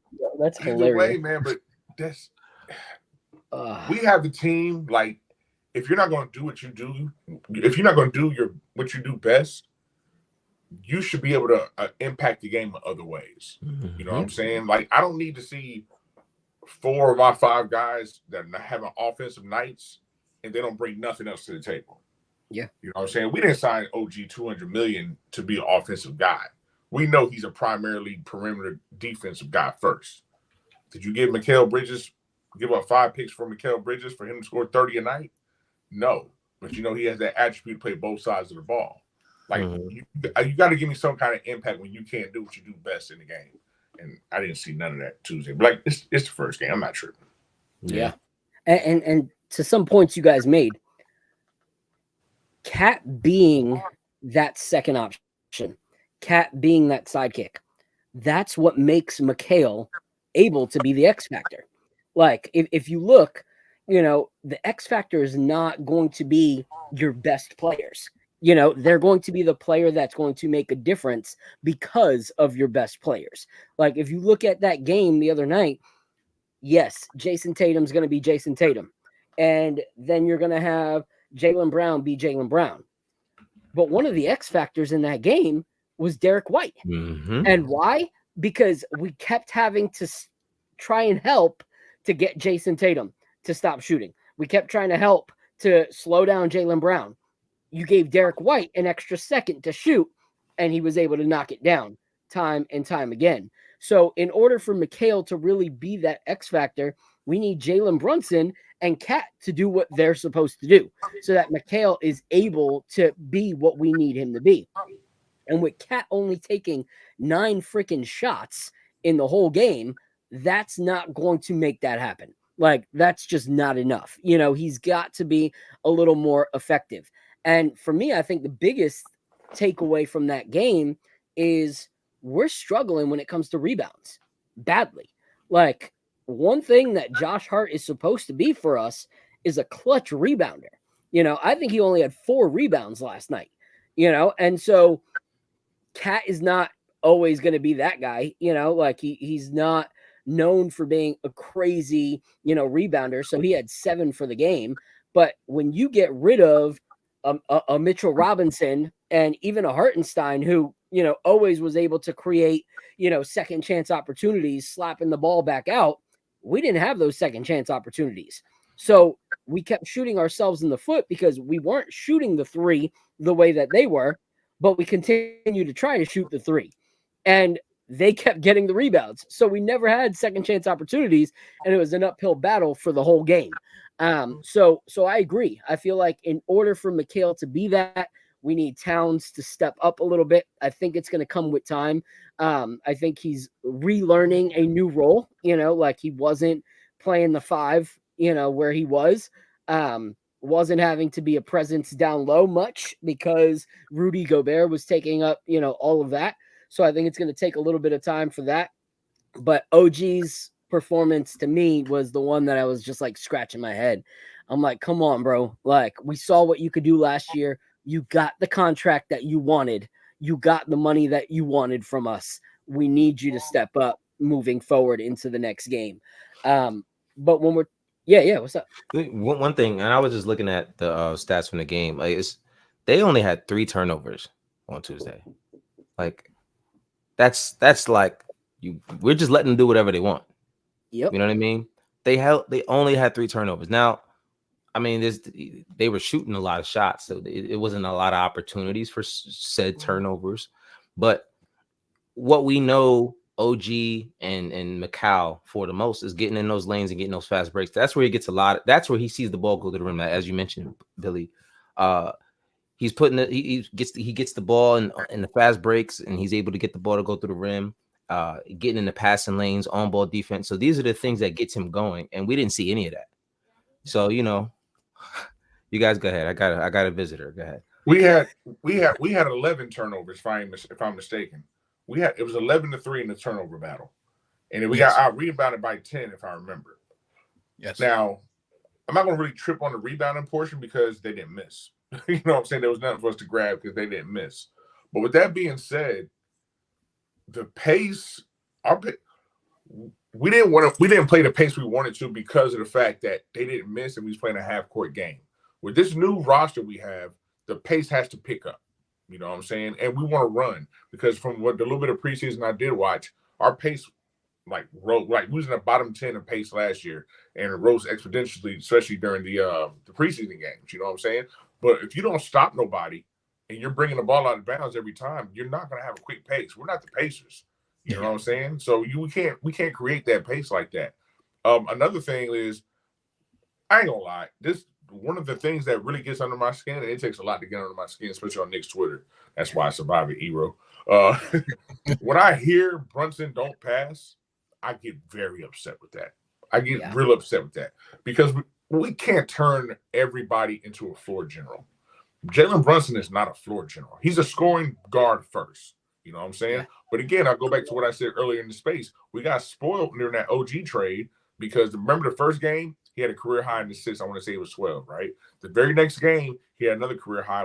It was 14. He trumped it at 14. But if I pass you the ball and you're not hitting, you don't get the assist. It's like football. Yeah, it's like football, bro. If I'm the quarterback and I keep throwing you the receiver the ball and he keeps dropping it, guess what? I'm not throwing you the ball no more. I'm going to take matters in my own hands. I'm either go somewhere else or I'm going to do my own thing. It's just like that in basketball, bro. If I keep feeding you the ball and you're not hitting the shot, and I know I'm the kind of guy that can create my own shot and score it anytime I want, then that's what's going to happen. But I just hate the notion that we always want to turn all these point guards in the scoring league today into floor generals. There's only so many Chris Pauls, Rajon Rondos, John Stocktons, you know what I'm saying? They were true floor generals. Jalen Brunson isn't that. Does he have to get other guys involved in the game? Absolutely he does. But just we didn't praise Jalen Brunson last year because of his assist numbers. Yeah. You know what I'm saying? So I push back on that a lot, man. I can't stand when people say they want Jalen Brunson to be more of a facilitator. The guy averages like 6 or 7 assists last year. It's fine. Yeah, 6.7, and he started the year off slower. If you remember, Started slow. With the assist game. So yeah, my bad, man. I had to get that off, man. I just can't stand when people want to turn every guard into a floor general, man. It's not like that. So. But there's many ways to play point guard too. Like the person that plays the point guard is the person that has a stranglehold on the game. They're dictating what happens. So I mean, Brunson might not be doing that passing sometimes, but he definitely has a hold of what's happening with the Knicks. When he brings the ball up and down the court. He has a knack to get charges and that type of thing. He knows when to push the ball. He knows when to go to the basket. He knows So he does have a hold on the game. So you have to be able to instill your will as a point guard, and he does do that. So he does do that, yeah. And like so, we had 11 turnovers. 11 turnovers ain't bad. If you average 11 turnovers for the season, you're doing damn near breaking NBA record for the least turnover team in the league. Mm-hmm. So like I said, Apollo's point, man, with Boston only having 3 turnovers, no resistance on the defensive side of the ball from the Knicks, man. But again, it's not crashing out. We're not crashing out. We're going to critique what we see. That's not crashing out. Crashing out is get on my space, ladies and gentlemen, on Knicks Twitter. I'll show you crashing out. Fire Tibbs. I told you we should have got rid of Tibbs a long time ago. They had a fire Tibbs preseason space, and that's crashing out. So they talking about it in the chat. They were talking about it in the chat about 5 minutes ago. Oh, were they? Bro. It's crazy because when Jalen Brunson's style of play gets us the W, everyone wants to praise it. And when we lose a game, all of a sudden, it's his fault. Even though he played the exact same way that he's played in all those victories that we celebrated. So to me, it is what it is. I'm not going to put that on Brunson. Yo, shout out to this whiskey, man. The Redwood Empire. This is really delicious, man. To tell you the truth. Delicious, bro. I feel like I'm moving in slow motion. Wow, I wish I had some. Thanks, bro. Thanks, buddy. Yeah, I'm trying to take it easy, man. Sipping into whatever. I'm getting the smells going. So this is really good stuff, man. Yes, sir. All right, so we're gonna continue to give a shout out to everyone in the chat. Got some new faces. Keyshawn, appreciate you for coming out. Parrish Duggar, always good to see you in the chat. Who else? David Smith, I see you. Appreciate you. If you guys can, hit the like button, hit that subscribe button, retweet it if you guys can. Like I said, until next week, we're not going to be able to stream on Twitter. I had to cave and just buy that little blue check mark so that we can be on Twitter next week. Speaking of which, look at the buy coffee icon on the right-hand side of your screen. Use your phones and please click that, and buy us coffee. Like you can donate whatever you want. Good content. We're trying to do, everything that we can to make you guys happy and continue to grow this channel. So if you guys can scan that, grab us a coffee.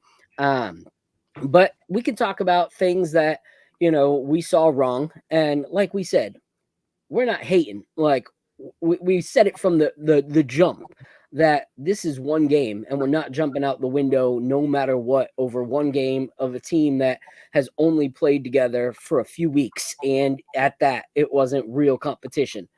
So we're not jumping out the window for that. And we're going to see it as what it was. It was a lesson that we can learn from. But one thing that we can celebrate is the continued growth of this guy. Miles McBride continues to impress, continues to thrive, continues to do everything that we really want to see from our guy. So we're thankful that, we got Miles McBride. And the question is, a lot of people are asking, should he start or should he continue to pursue the role of sixth man of the year? And I understand the case for both parties. First, Josh Hart not really knowing if he's got an identity in that starting lineup. Would his rebounding and fast pace come well for us off the bench? Would the shot creation thing kind of make a little more sense if we have another sharpshooter on the court with Jalen Brunson? All those questions on who should get that starting lineup role. Should it stay with Josh Hart or should it move to Miles McBride? I'll throw it to you first, Eru. What are your thoughts on the growth of McBride and where do you think he fits best in our lineup? But Deuce is he already had an NBA skill defense and stuff like that, and the toughness, and Tom Thibodeau really handpicked him and stuff. So what was always irked me about his game is that he couldn't create his shot going forward. Like everything that he did was a step back, ended up being a step back. So he was good at that. He could play good team basketball, getting out to the open man, getting to the open spot, making jump shots. But now the guy, he has attack moves now. So I'm thoroughly impressed by the way that he plays, man. So. I look at him and I'm just thinking of, I'm old school, so I'm a little older, so I'm thinking of like six man, like Ricky Pierce, from back in the days, and I'm thinking of guys like that, like Vinnie Johnson, how they used to get loose back in the days, and I'm looking at Deuce, and Deuce kind of reminds me of those kind of guys, so I like that. And also Deuce, I mean, it's kind of cliche that all guys that come off the bench say the same thing, is that they can see the game and they can know how to attack it from the bench from when they get pulled in. So I kind of like that, that thing that we have with Deuce, outside of Josh Hart, and maybe moving Deuce to the thing, I'm thinking maybe it might be another player, man. Maybe Precious if he comes back, because we need the rebounding. Slide OG back to his original spot. Maybe make Mikal Bridges the two, and have Josh off the bench, playing that role that maybe Shamet should have been playing or something. I don't know, man. But these are things that Tom Thibodeau and the team gonna have to figure out in practice and stuff. But as far as Deuce, I kind of like him in the current role. Him starting, it would change the look of the Knicks. I think. We'll be top heavy with the two scorers. I think in the backcourt. So I don't. Yeah. What do you think, Apollo? He stole my fire, man. I think they should run with Precious. I think Deuce, unfortunately for him, is his size. You know what I'm saying? It's just he's too small to run the two, or even the one next to Brunson, because then Brunson has to run the two. I don't like that size. Now, even though we still have OG and Mikal in that same lineup, I think it would be better if we, because if you take him off the bench lineup, then who do we go to for buckets in that lineup? You know what I mean? And he's been the most reliable one, in my opinion. So, like Eru said, I'm all for when Precious comes back and he's healthy. You put him either at the 3 or the 4, however the lineup is. To me, it doesn't matter which position he's at or Cat, because I think the matchup should determine that. But I would rather see that lineup there. Have Josh come off the bench with Deuce and those guys, and I think they can flow well like he did last year. I think that's something that I would rather see instead of Deuce, even though Deuce is playing really, really well. At some point in his career, he's going to want to be a starter. That's a goal of his. He's been vocal about that. But I'm not sure if doing it here would be the best for the entire unit. You know what I'm saying? So I'm more for Precious in that lineup, and then you keeping Deuce in the 6-man role, and then having Josh come off the bench with them. Yeah. What are your thoughts, Billy? Paulo stole my thunder. As far as like being smart, no, really, like I've always said on Twitter, man, I want Deuce to stay exactly where he's at. That 6 man. I think he knows his role. You saw it, man. As soon as he came in the game on Tuesday, man, he went to his spots and he was firing that thing up with no hesitation. Like I said, Brunson and Hart have the most chemistry because they're the most tenured Knicks in these past couple of seasons, man, playing for Tibbs and all that stuff. I want Deuce right there. As far as like Hart, I want to keep Hart in the starting lineup. I know a lot of people don't. I want to keep Hart there because of the rebounding, because he is a Swiss Army knife, man. Hart gives you whatever you need him to give you at that night. He's very situational. Probably the most situational guy we have on this roster, man. So I don't mind Hart starting. The Precious Achiuwa injury kind of hurt. It did. It hurt a lot. because it shrunk our depth even more, and we was already short to begin with. The Mitchell Robinson thing, like I want to hurt and get rid of Mitch. I really do. Yeah. But I think the plan was, I don't see Cat's not a 5. Cat is not. He's a 4. He's a 4 playing a 5, but he's the stretch big that everybody wanted. But when you have that, you get stretch big problems. You know what I'm saying? And that's one of the things you saw on Tuesday. I don't think Cat, and I watched Cat a long time, man. I'm a Louisville guy as far as college, so I watched Cat when he was at Kentucky. He was here at the Final Four when he came here, and hell, I was even at the draft when he was picked number 1. So I followed Cat a lot. Even in Kentucky, he was a 4. You know what I'm saying? And people were like, well, he had his best years as a 5 in Minnesota. They didn't win. You know what I'm saying? So yeah, they didn't win. And I honestly think we brought Cat here to be a 4 because they thought Mitchell Robinson was going to be healthy. Yeah. And they was going to try that same thing. That's just my opinion. I don't know. Shame on them for thinking Mitch was going to be healthy. Shame on them for thinking Mitch was going to be healthy. Yes. Medicaid Mitch. That's what I call him. Medicaid Mitch. Medicaid Mitch. Shame on them for thinking Mitch was going to be healthy. But I'm so I don't mean to cut you up, but I'm so happy that there's somebody in the world that wants Mitchell Robinson off the team. Just like I do. The hospital that carried him to the ambulance that carried him to the hospital, I would have drove that same ambulance out of town with Mitch in the back. I want Mitch gone, bro. Right across the Brooklyn Bridge. I got to interrupt you. All right. Ebony is the one that helped bring this relationship together. Yeah, I'm sorry. She could just as quickly get it broken apart. We can't talk too bad about Mitch. Hey, you know what? Ebony, we're sorry. We love you. We're all gonna buy Mitch jerseys tonight. I promise. I'm not sorry. Hey, no, I didn't say. I pleaded fifth. I didn't say anything about Mitch. Phil, I'm a fill-in. This is bully spot. So damn it, I'm saying. All right. No. Yeah. Send that hate to Billy. To Bully. Yeah. Since he didn't send my whiskey, hell. No, yeah, but, look, Jay Ellis is backing out on us already. Look at that. Oh my god. No, but all jokes aside, I think that was the game plan, though, for Mitch to be healthy at the 5 and Cat be at the 4. I really think that's what it was. And I'm sorry, go ahead. No, and that's the thing, though, is like that's living in a fairy tale. Like you haven't had a season where Mitchell Robinson has been fully healthy in how long? And you're gonna like plan your future on that? Like that is crazy talk to me, you know? So for me, I love Josh Hart's rebounding too, but I think he's going to struggle with that at the 2. Like I really do. Yeah. Because we don't have many guys that are helping fight for the rebounds underneath, you know? And so I don't think he's going to thrive there, which is why I wouldn't mind putting him back to the bench and utilizing his rebounding off the bench. And then being able to keep a faster pace offense off the bench and help us get buckets, you know, from that second unit. Mm-hmm. I personally, if he comes back healthy, I wouldn't mind trying Precious Achiuwa at the 4.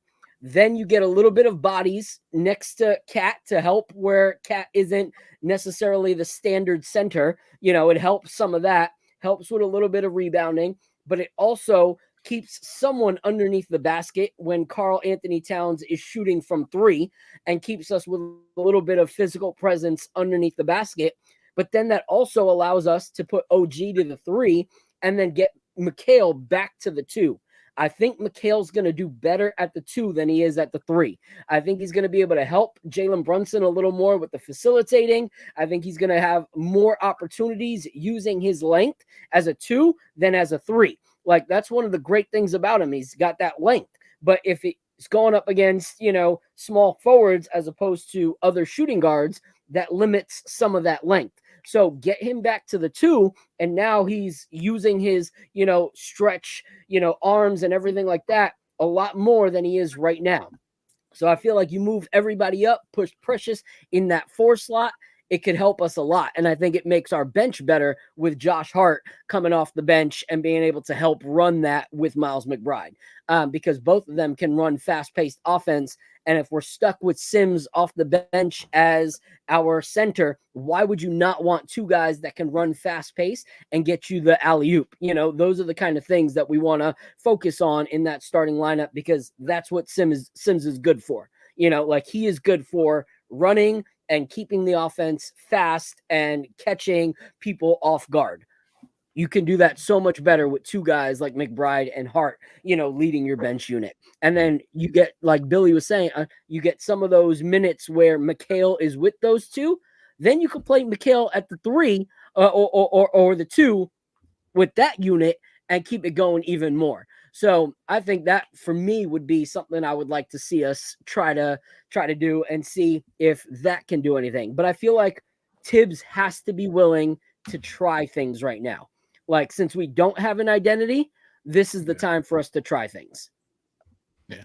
I'm tired of agreeing with you guys. I'm sick of it already. So as the show goes on and more shows come, I can't wait to the day when we're going at each other like, oh no, I don't think so. You know what I'm saying? I can't wait to those days. Because Bully's not here, man. Bully was here, be saying all kind of silly shit, and next thing you know, you be mad, and Apollo will be yelling at his kids, and My kids yelling at me, man. I don't run this shit. Bully's not here, man. That's what it is, man. But for me, it's F them kids, man. I don't give a damn. I did a podcast before this podcast. I did a podcast at 7. I literally walked through the door, kissed everybody, and like they were fighting over schoolwork. I was like, bye, and I went into the room and I clocked it. And I've been in here since 7 o'clock. I haven't left the room. Yeah, that's my motto. FTK. Yeah, I've been telling them in the group chat to get their behind in the bed, so they don't do too well with the listening part, So yo, speaking of Mitchell Robinson, right? Mitchell Robinson, like you said, you're playing your future around Mitchell Robinson. That just remind me of like a hood rat. You know what I'm saying? Like you just got a hood rat impregnated. Now you stuck for like 21 years, making the wrong decisions and stuff.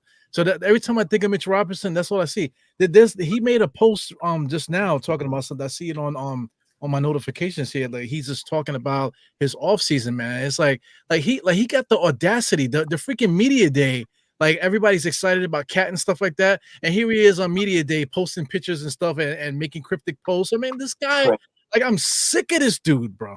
And I wish he would shave his armpits, bro. I'm tired of looking at his armpits, man. It's 94 proof? He might be 100 proof. Jesus. He's our this one's 94 proof. He's our Kawhi Leonard. Yeah. Yeah. Except he doesn't have the accomplishments of Kawhi Leonard. All right, I'm gonna stop because I don't want to get you canceled on the first night. Yeah. All right, so we're gonna move on from him. We love Mitch on this side. We good. We're gonna move up from him. And before we send out the open panel link, we're gonna talk about predictions for this upcoming game right here. What are your guys' thoughts on this upcoming game? Because to me, this one's going to be a little more telling. We're not going up against the champions of last year.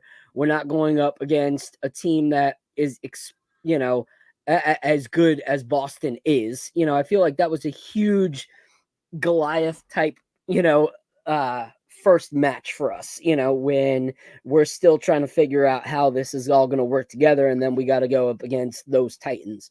But I feel like this is going to be a game that they still don't have it completely together, as this team. I think they're still figuring some things out as well. Yeah, they have more continuity than we do since they played together last year. But what are your guys' thoughts on this game? How do you think we'll fare against the Pacers? Some people are saying it's going to be another L. Some people are saying it's a must-win game. I don't think, anything this early in the season is must-win, but people feel that way. So I'll go with you first, Apollo. What are your thoughts on this upcoming game tomorrow? Well, I think there's a little bit more animosity towards this team than Boston. I mean, for obvious reasons. So I do think that there's going to be more of a let's get this, let's get this on the right track kind of feel tomorrow. Personally, I do think that it's still not going to be pretty, but I think they might have a little bit more, like I said, because we lost to them in the playoffs. There's going to be a little bit more energy towards like let's just knock these guys out the park. It's still not going to be pretty, like I said, but tomorrow I wouldn't be surprised if we lost, guys. All right, I'm gonna be honest. I would not be surprised if we lost, but if there's one thing that I know about this squad is we don't really do too well with losing multiple games in a row, especially when Jalen isn't happy with his own performance. He usually comes back and he's, chips on his shoulder. He puts his own stack of Pringles on his own shoulder. Like the guy is just, he figures it out. He just figures it out. And I wish the rest of the team was kind of like that most of the time. But like I said, still game one. So game two, I do think there's a possibility for down to the wire game, but I do think we're gonna pull this one out strictly off of just the energy of getting some payback. All right, what about you, Billy? Man, screw Indiana, man. I live here, so you know what I'm saying. I get hit with a double whammy, man. So, no, honestly, don't get mad. If the defense don't show up like they did Tuesday, it could possibly be the same thing, bro. Because again, you're playing another team with continuity. You're playing the highest scoring team in the league last year. You're playing a much better efficient team than last year. They got to strap their boots up tomorrow in the MSG. I mean, they're going to feel the energy. Home opener back in MSG. Last time the Pacers saw them, they entered their season. So the guys that were there, man, they should, take this game personal, and it's game 2 of 82. You know what I'm saying? I saw somebody in the chat say about an hour ago, tomorrow's a must win. No, tomorrow's not a must win. Let's relax. Tomorrow's not a must win. Do we want to? Hell yeah, we want to win every game we play. But they got the defensive side of the ball has to show up. Again, I've been saying this on Twitter, and I'm going to tell you guys, and I'm going to beat a dead horse with it. I am not worried about our offense. Not one bit. I'm really not. I am strictly worried about our defense because our defense is going to turn into our offense. Even when people say we played terrible and all this, we still score over 110 points. We did that in preseason. They did that the other day. The big matchup I want to see, though, is Cat versus Miles Turner. I think they damn near mirror each other, except Miles is pretty more better rim protector than Cat. But I think that's going to be a very telling matchup, especially because Cat didn't see another big with him last game. He saw Horford at stints, but he saw Drew Holiday, and he didn't really play a lot either. That was another thing that I saw. He didn't play a lot. I want to see the Cat versus Miles Turner matchup. I think that's going to be real good. And so again, I'm not worried about Mikal's shot. I thought he found something in the second half that hopefully he can carry that to tomorrow night. But yeah, man, I need the defense to show up, man, or Indiana's going to run out the building. Yeah. All right. And last but not least, Mr. Apollo. No, you yeah. Yep, Senor Iru. Yeah, one thing about Indiana, they play a lot of players, bro. I'm looking at they played the whole roster yesterday. I know it was an overtime game. What was this one? It was just one overtime game, only an extra 5 minutes, but I mean, like almost everybody played 20 minutes that game, So they played. I mean, they play a lot of players, man. So I mean, that's one thing. They're always gonna have a fresh body out there moving around and stuff. They do shoot a lot of threes too. They shot 38 threes the other night. And but they rebound well as a team. There's not really anybody like dominant rebounding wise, but they rebound well as a team, so they get after it. So with all that being said, I think the Knicks are going to match up a little bit better with this squad. I think, and shout out to OG against Aaron Naismith, or Siakam, which one. You got Josh in the mix there with those guys. So I mean, Mikal Bridges against Nembhard and somebody, however it works out. I just think the Knicks match up a little bit better. Right now, the Knicks don't have a bench. We just got Deuce and Campaign. So we're gonna have our problems, man. But the opportunity to win, I think, is there. we're just gonna have to get back on defense, figure it out. But just the 3-point shot that kills the Knicks, I don't think the way that the Celtics shoot the three is different than the way Indiana manufactures threes. So I think we'll be able to guard Indiana a little bit better from the three. So it won't be like that. But just the fact that they keep guys fresh, that's what kind of scares me. How are we going to like react to that? Because it's like a whole different kind of team concept. So I want to see how our Knicks react to that now. Mhm. Yeah. And that's a great point is, we know that our rotations are going to be smaller than theirs. They're utilizing their roster top to bottom. And I don't think necessarily right now us utilizing top to bottom would be a good thing, to be honest, because we need these guys to get time together as soon as possible. I want to see more of our guys, playing together. I think for me, as someone who watched 2 of the games in the playoffs in Indiana and had to walk out with my head, held very, very low and hoping, that no one said anything to really upset me. Like that was hard. I really want to see us bounce back from that. I want to see, what we're going to look like with this roster. I think Miles Turner can shoot the 3, but I think this is a game that Karl Anthony Towns should be able to really, establish himself as a Knick. I think it should be something that he can really, really show what he can do for us.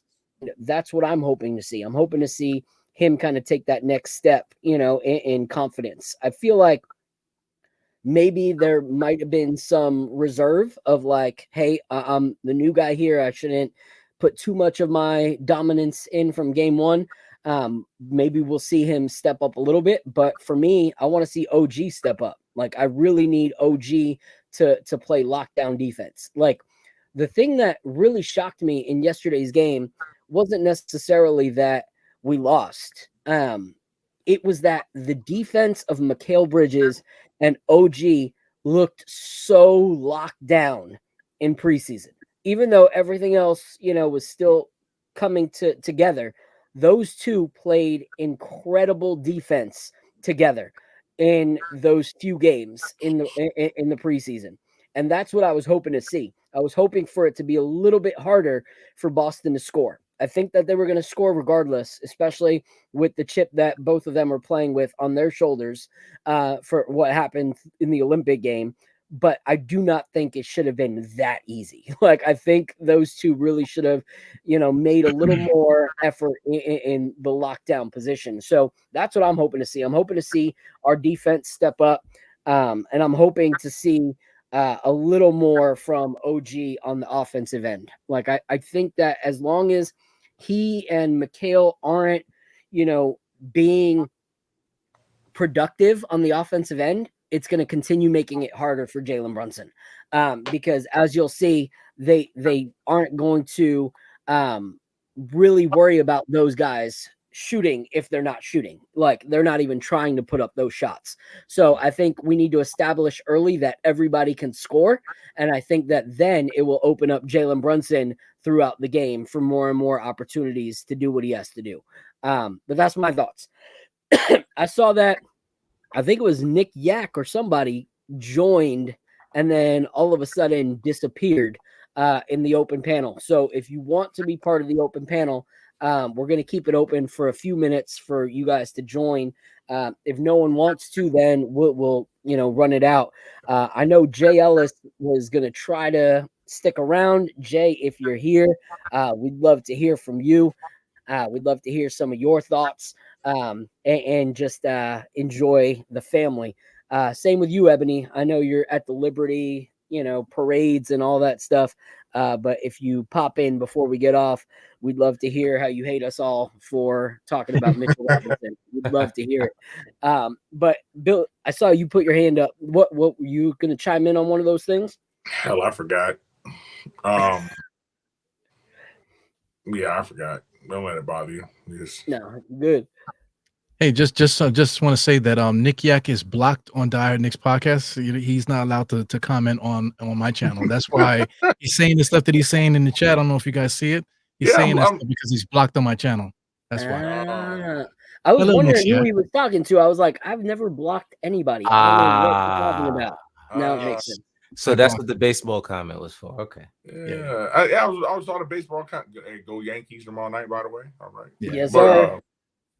Yeah, I saw the baseball comment and kind of threw me for a loop. And he's saying the Pacers were up big last night. I watched that game last night. They was never up big. They had a big fourth quarter. Mathurin, that's what I wanted to say. Mathurin is back for them too. And so that makes them even more deeper. Yeah. So, and like I said, either Apollo or Eru, one of y'all said it. Carlisle, he runs a very deep rotation. Very evenly distributed. I'm not gonna lie, man. And God, please don't strike me down for this. Rick Carlisle, he did something like John Harbaugh did in the NFL. When we got Lamar Jackson, he was like, man, instead of me putting my system on him, I'm gonna adjust the way he can do good. Rick Carlisle came back to Indiana, and he was a defensive coach all the times in Dallas and stuff. He adjusted to what he had in his team instead of his team adjusted to his system. And that's even, I tip my hat too, because Carlisle's one of the old school coaches in this league. You know what I'm saying? So for him to do that at his age and have them guys playing like that, like, again, man, I'm tapped into a lot of stuff that goes on here with the Pacers and all that stuff here, man. So, but them guys, they really play for him. Kudos to them, man. Them young little bastards be running up and down the court. I hate the Pacers, but yeah. I want to ask you, because you're in Indiana, so I mean, it's known as like a basketball town, but is it really like that, like compared to like New York, because it's a big basketball town? Yes, huge. I mean, it's basketball roots, man. College, NBA. One thing about here, man, it's a blue collar town. They really love their teams. They really love their team, and the Patriots got one of the best home court advantages in the league, man. If honestly, it's definitely top 5. I have to say that. Well, how's like the local scene though? Like the local scene with basketball, because New York is like full of parks, So how was Indiana like that? Full of basketball. Like here, I'm like 5 minutes away from Lawrence North, where Mike Conley and Greg Oden went. Lawrence Central, with a lot of guys. Like Indianapolis has a lot of NBA players, man. Like Eric Gordon, Zach Randolph. Like I said, Mike Conley. Like the local scene, there's a lot of parks, a lot of gyms. Like it's like that here, man. They really, basketball is where it's at here. I'm not even gonna front. And it's crazy because even because we spent some time there because my wife's family lives about 40 minutes outside, and we went and got passes to the Indianapolis Museum since we were going to be there a few months. They have a whole thing outside of basketball courts all over the museum, and all of it just decorated in Indianapolis Pacer gear, Fever gear. Like the whole outdoor is just like a sports tribute to the Pacers. It's got different like sports stations, but the basketball one is huge. And it's got like, different statues of different people. So they definitely love their squad there. That's for sure. Yeah. What'd you do to Nightcap, man? He is mad. What'd you do to this guy, bro? I don't know. People mess with me on the thing because I'm a little bit loosey goosey on my channel, man. So people like to mess with me because they want to see me get crazy. But this is not my house, man. So there's a lot of plastic in here. I'm not trying to step on the carpet and whatever. You know what I'm saying? So it's not my channel. So. Don't track your mud in here, man. Yeah. Real quick, I want to give 2 shout outs. Parrish Duggar with the $2 super chat. Gotta play Cat at the 4, play Sims, or Hook Porty at the 5. Shout out to Brooklyn Vision with the $9.99 super chat. We truly appreciate it. Super chats seriously are such a blessing for us to be able to continue doing what we're doing. So either drop a super chat if you like the content, or drop a coffee up in the right-hand corner. But without further ado, I'm going to bring up my guy, my brother in this whole thing, someone that we are ready to build with and continue building with, the man himself of this channel, Mr. J freaking Ellis.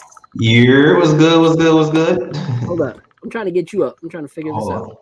There you go. Hold on. There's supposed to be one where you have everybody come up. Oh, I think we got it. Yeah. There it is. There we go. Yeah, what's going on? What's going on, It's fellas? good. It's good. Salute. How you been, bro? Man. Enjoying the show. I'm enjoying the show after work. Yeah, man. First of all, yo, thank you guys for putting on a good show, and I'm excited to have you guys over here and collaborating with you guys to help build out the channel. And yeah, of course, listen, man, equal opportunity for me, man. I'm not no hater.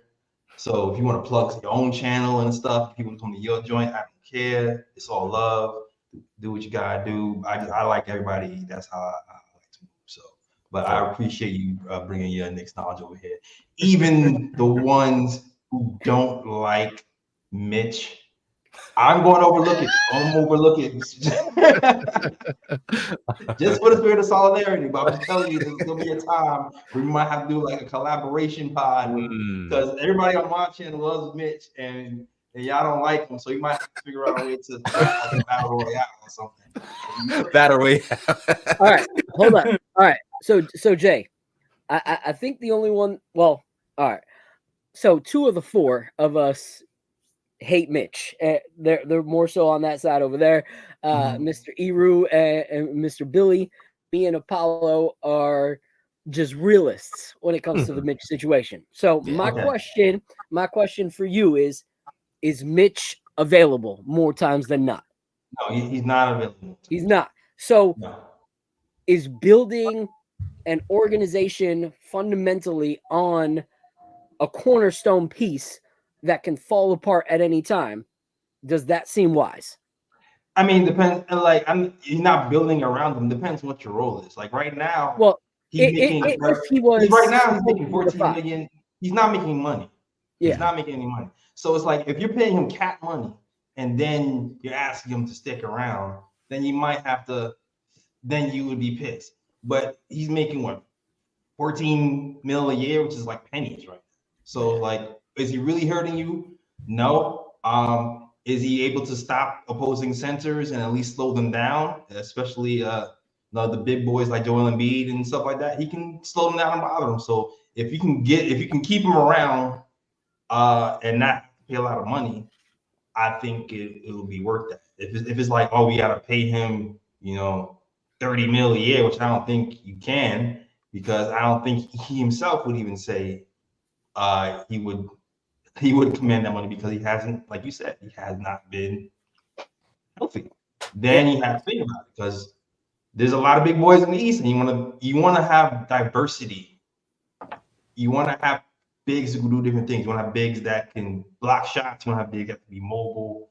So right now, I feel like we're veering towards the stretch big and the mobile big, but we still don't have that big to battle the true centers, and that's why I still feel like he's valuable.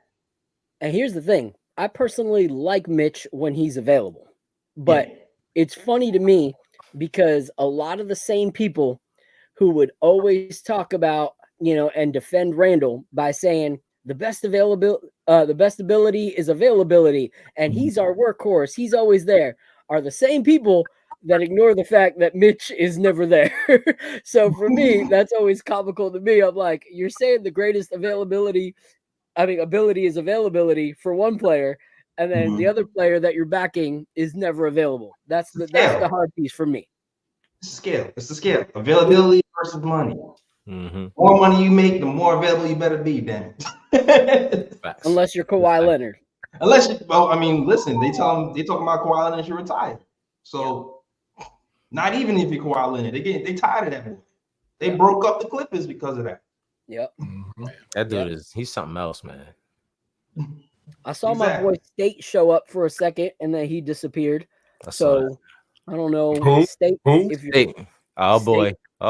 Some guy named State. I don't know. See Billy. I think he's a Liberty fan. He might be a Liberty fan. State's mad at me today for things I did not even do. So it's State days, man. Love you, State. I didn't know if he was sniffing coke or doing weed today. I didn't know which one it was. So. Sometimes I be thinking he's freebasing or something, man. I don't know. Yeah, man. He literally cussed me out today. I'm like, bro, I didn't do nothing to you. What are you talking about? But whatever. Yeah, he started a space at 8 o'clock in the morning. I clicked that out. I was like, I saw that. I saw that. Yeah, after he did a post-game space, he didn't get no sleep. Yeah, word. I was at work like, yo, what's up? Okay. He didn't even clock in yet, and he's already going crazy. Like, jeez. He's back in All regular right, so season. before we wrap, I want Jay Ellis's opinion on this Pacer game. What do you think we're going to see tomorrow? Oh gosh, you want my honest opinion right now? Okay. I think we're gonna lose. I'm sorry, guys. We're gonna lose. Listen, this team has a lot of potential, but defensively, I still feel like there's a lot of issues. I said earlier from the chat that Billy's in my head right now because I'm really looking at that Miles Turner versus Cat lineup. Cat, to me, like he's a great stretch five. When I say he's not a center, it's not because it's not about his offense, it's all about his defense. So he's not the guy who's gonna deter shots. And the thing with him is he gets in a lot of foul trouble when he does try to play defense. So the way the Pacers move the ball and rotate, it's gonna. I'm nervous about Cat having to try to rotate back on the Miles Turner and him head faking him and blowing by him and shooting the three. I'm really worried about that lineup. I kind of feel like we might have to attack first. Like Cat, you gotta do the same. We can't just let Cat be passive this game. I think we need to try to lean into him this game. Yeah. And maybe try to get Miles Turner off balance first because it's the Spider-Man meme tomorrow. with Cat and Miles Turner, so I think we need to establish Cat first. That's what. Yeah. We cannot play from behind tomorrow. Yeah. We cannot. We got to come out with a sense of urgency, man, because again, we still don't know our identity. So if we come out from behind, we're going to be hoping that they find chemistry to come back into the game, and it's not going. It shouldn't be like that, man. So yeah, that Cat and Miles Turner is going to be very good, very intriguing matchup. I don't know if you guys remember, but when we played them in the playoffs, one of the things that I noticed is they always started better than we did. Yes. Yeah. And that's something that I want to see if that changes. You know what I mean? And that's what I'm going to be looking for. I want to see that first quarter because it's just like that first quarter in last game. Terrible first quarter. You know what I mean? One thing that we had an issue with last year was getting off to slow starts, and I don't want to continue that trend. So.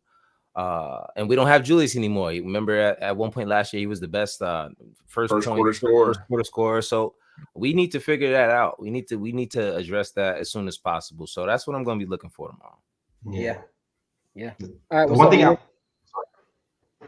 What's up, Ebro? Oh no, I didn't say nothing. Oh, your hand was up. I'm just kind of just doing something.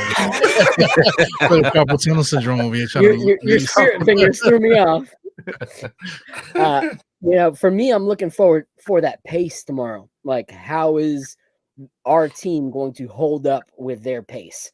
I don't really see like the youth energy that Indiana plays with, I don't really see that. And that's one of the things that, even though he wasn't the greatest defender, Dante was always the kind of guy that was at least had the energy to run up and down the court with people, and putting hands out at least, and same with Hartenstein. Hartenstein was a quick, run back as fast as he could, playing that center position. So I think tomorrow's going to be interesting when it comes to our pace. And honestly, like, I wouldn't mind seeing some of those young guys play again, like seeing Dadier get a few minutes out there, because he is youthful. He does have something to prove. He does have that energy. I feel like the same with Kolek. I feel like Kolek plays with the kind of pace that the Pacers play with. The thing about the Pacers is the same pace that they play with, it's also hard for them to defend, so like they're really good playing fast pace offensively. But when you play them fast-paced, they're not the greatest defenders. So they have a hard time defending a fast-paced offense. I feel like when we slow down, we help them in their deficiency of being a defensive, team, because they're able to position themselves a little more when we stop and start so much. So I hope we're able to see, both units come out with a ferocity and be able to, keep up with those guys. I think that's going to be the hardest thing, is the energy that we're able to have. And if Tibbs does crunch down on the lineup, I think it's going to be even harder for us energy wise through 4 quarters with those guys. We get a little bit of TK versus TJ action too. So I'm looking forward to see that. Yeah, there's a lot of interesting matchups here. Like McCall is going to be guarding Tyrese. So that's going to be a big match for us to see if he can really guard the guards like we want him to. And then we have OG guarding Siakam again. I felt like when OG went down during the playoffs, that was a momentum changer for us because it messed my balance. Now we have he was cooking hard. Yeah, he was cooking hard. He was, what's my boy who just resigned for a year? I'm blank. This is what happens. You work too long, you come to the show. Who got hurt in preseason again? Precious. We had Precious guarding Siakam. Siakam was cooking. And then Precious killed the spacing. So they were doubling on Jalen Brunson after that. I feel like OG going down really changed the complexion of that series. Yeah. So having OG Wag versus Siakam, then McCall versus Tyler up there. I feel like there's a whole lot of interesting matchups for this game that's going to make this interesting long term. It's going to be like a little chess match. And I definitely agree with you with the Pacone. Yeah. Dadiet. I really like this kid, man. I really like this kid. And it seems like the coaching staff loves him too. There was a statement that he made earlier that said that the coaching staff feels like he's kind of ahead of schedule. It kind of surprised them. So I'm wondering what that could mean. I know we're all sad that Precious went down early, but this could be one of those things where you step up. Yeah, like it helps us in the long run because Tibbs starts to take a like to him. He's like, you know what? We need this length. We need this shooting. He moves off the ball. We don't have a lot of rookies who like to move off the ball like that. Yeah, and finish. He does all of that. So. And everybody was talking about having Tyler be in the rotation early, and then lo and behold, Pacone just leapfrogs him, and now he's leading in the rotation. Yeah, over Tyler. So I'm the further down the line story. I'm keeping an eye on that story. Yeah, and here's the thing: is if you look, a lot of our diamonds in the rough came from injury. Like Precious Achiuwa had the best season that he's had in his career. Why? Because someone was injured and he started playing. Dante DiVincenzo had the best career season for him. Why? Because there was an injury. He needed to, come on up. Hartenstein, same thing, had the best career season as a Knick. Why? Because of injury. So this could be one of those things where Dadier, based off of necessity, because Kolek, I think, is still incredible, but we still have healthy guards. We still have a plethora of healthy guards. Dadier is getting opportunities because we need the bodies. So this could be, a really cool opportunity for him. I see State is back there walking around somewhere in the city. So State, give me a thumbs up if you're good. I'll get your thoughts on the Pacer game before we wrap up for tomorrow.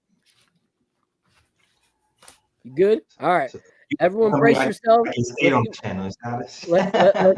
Buckle up, y'all. Put your seatbelt on. Buckle up. What up, State? What up, State? What's good? Hold on, real quick, yo. Real quick. I'm gonna come holler at you. I got you. Where you at? Yeah, what up, man? Oh, you know, I'm in the establishment. I'm in the establishment right now. That's liquor. No, not that establishment. I'm about to be there in a second. A couple of things, man. I appreciate you brothers, man, for having this tonight. I got here a little late, but I was watching and tuning in, man. A lot of great takes tonight. I will say 3 things that stood out for me. One, Mikal Bridges, 0 rebounds, bro. What's up with you, big dog? That was something that Recap pointed out, and it was funny because it didn't even feel like he mucked it up during the game. Like, I don't give a damn about your second half. You got to be better than that. Another stat that I looked at that was just embarrassing for me, Karl Anthony Towns. You got traded for a man who just averaged 24, 11, and 4, right? So I got to look at you in a different light. You got 0 offensive rebounds. You got 0 blocks, bro. I'm box score watching with him. Ain't no way you're not playing tough, bro. What's up with you? OG and Nobi, that's the third and last guy. When it comes to OG, and I tell Billy this all the time, brothers and sisters, you can't be making $200 million playing for the New York Knicks and going out there, going 1 for 7 and scoring 4 points, bro. Even if you're gonna give me 4 points, can you give me a generational defensive game? Even in that game, I believe he had 0 steals. So I can't even get so those 3, as long as they play better, we'll be all right. And 20 assists. Come on, move the ball, share the ball. But every single year under Thibodeau, the Knicks is bottom 5 in assists. I tell Billy this all the time. I probably speak to Billy the most out of all of you guys. I'm so sorry. But every single season under Thibodeau, the Knicks are bottom 5 in assists. They are. Listen, I put the stats up for the first game. They had 20 assists and Brunson had 2 assists. Does Brunson know how to throw an alley-oop? I'll probably see a Pokemon in Central Park before Brunson throw an alley-oop. Hey, he threw one, right? Listen, he tried it. He threw one, but the fan favorite, he dropped it. That was Butterfinger Sims. That was Sims's fault. Yeah, Sims missed. He blew that. He had too much activator on his fingers. He didn't think he was gonna get. He didn't think he was gonna get it. That's what it was. No, he didn't believe his own. He didn't believe his own stuff. It's just one game, though. Like everybody was saying, it's just one game. You hit 29 threes. That's some 2K rookie type ish. So, no, salute to you guys, man. Shouts to Eru, man. Shouts to my guy God Up Knicks, man. Those 2 fellas is the reason why you see me all the time, man. Without those 2, there is no state. I give those 2 all the blessing in the world. These guys, those are good men right there.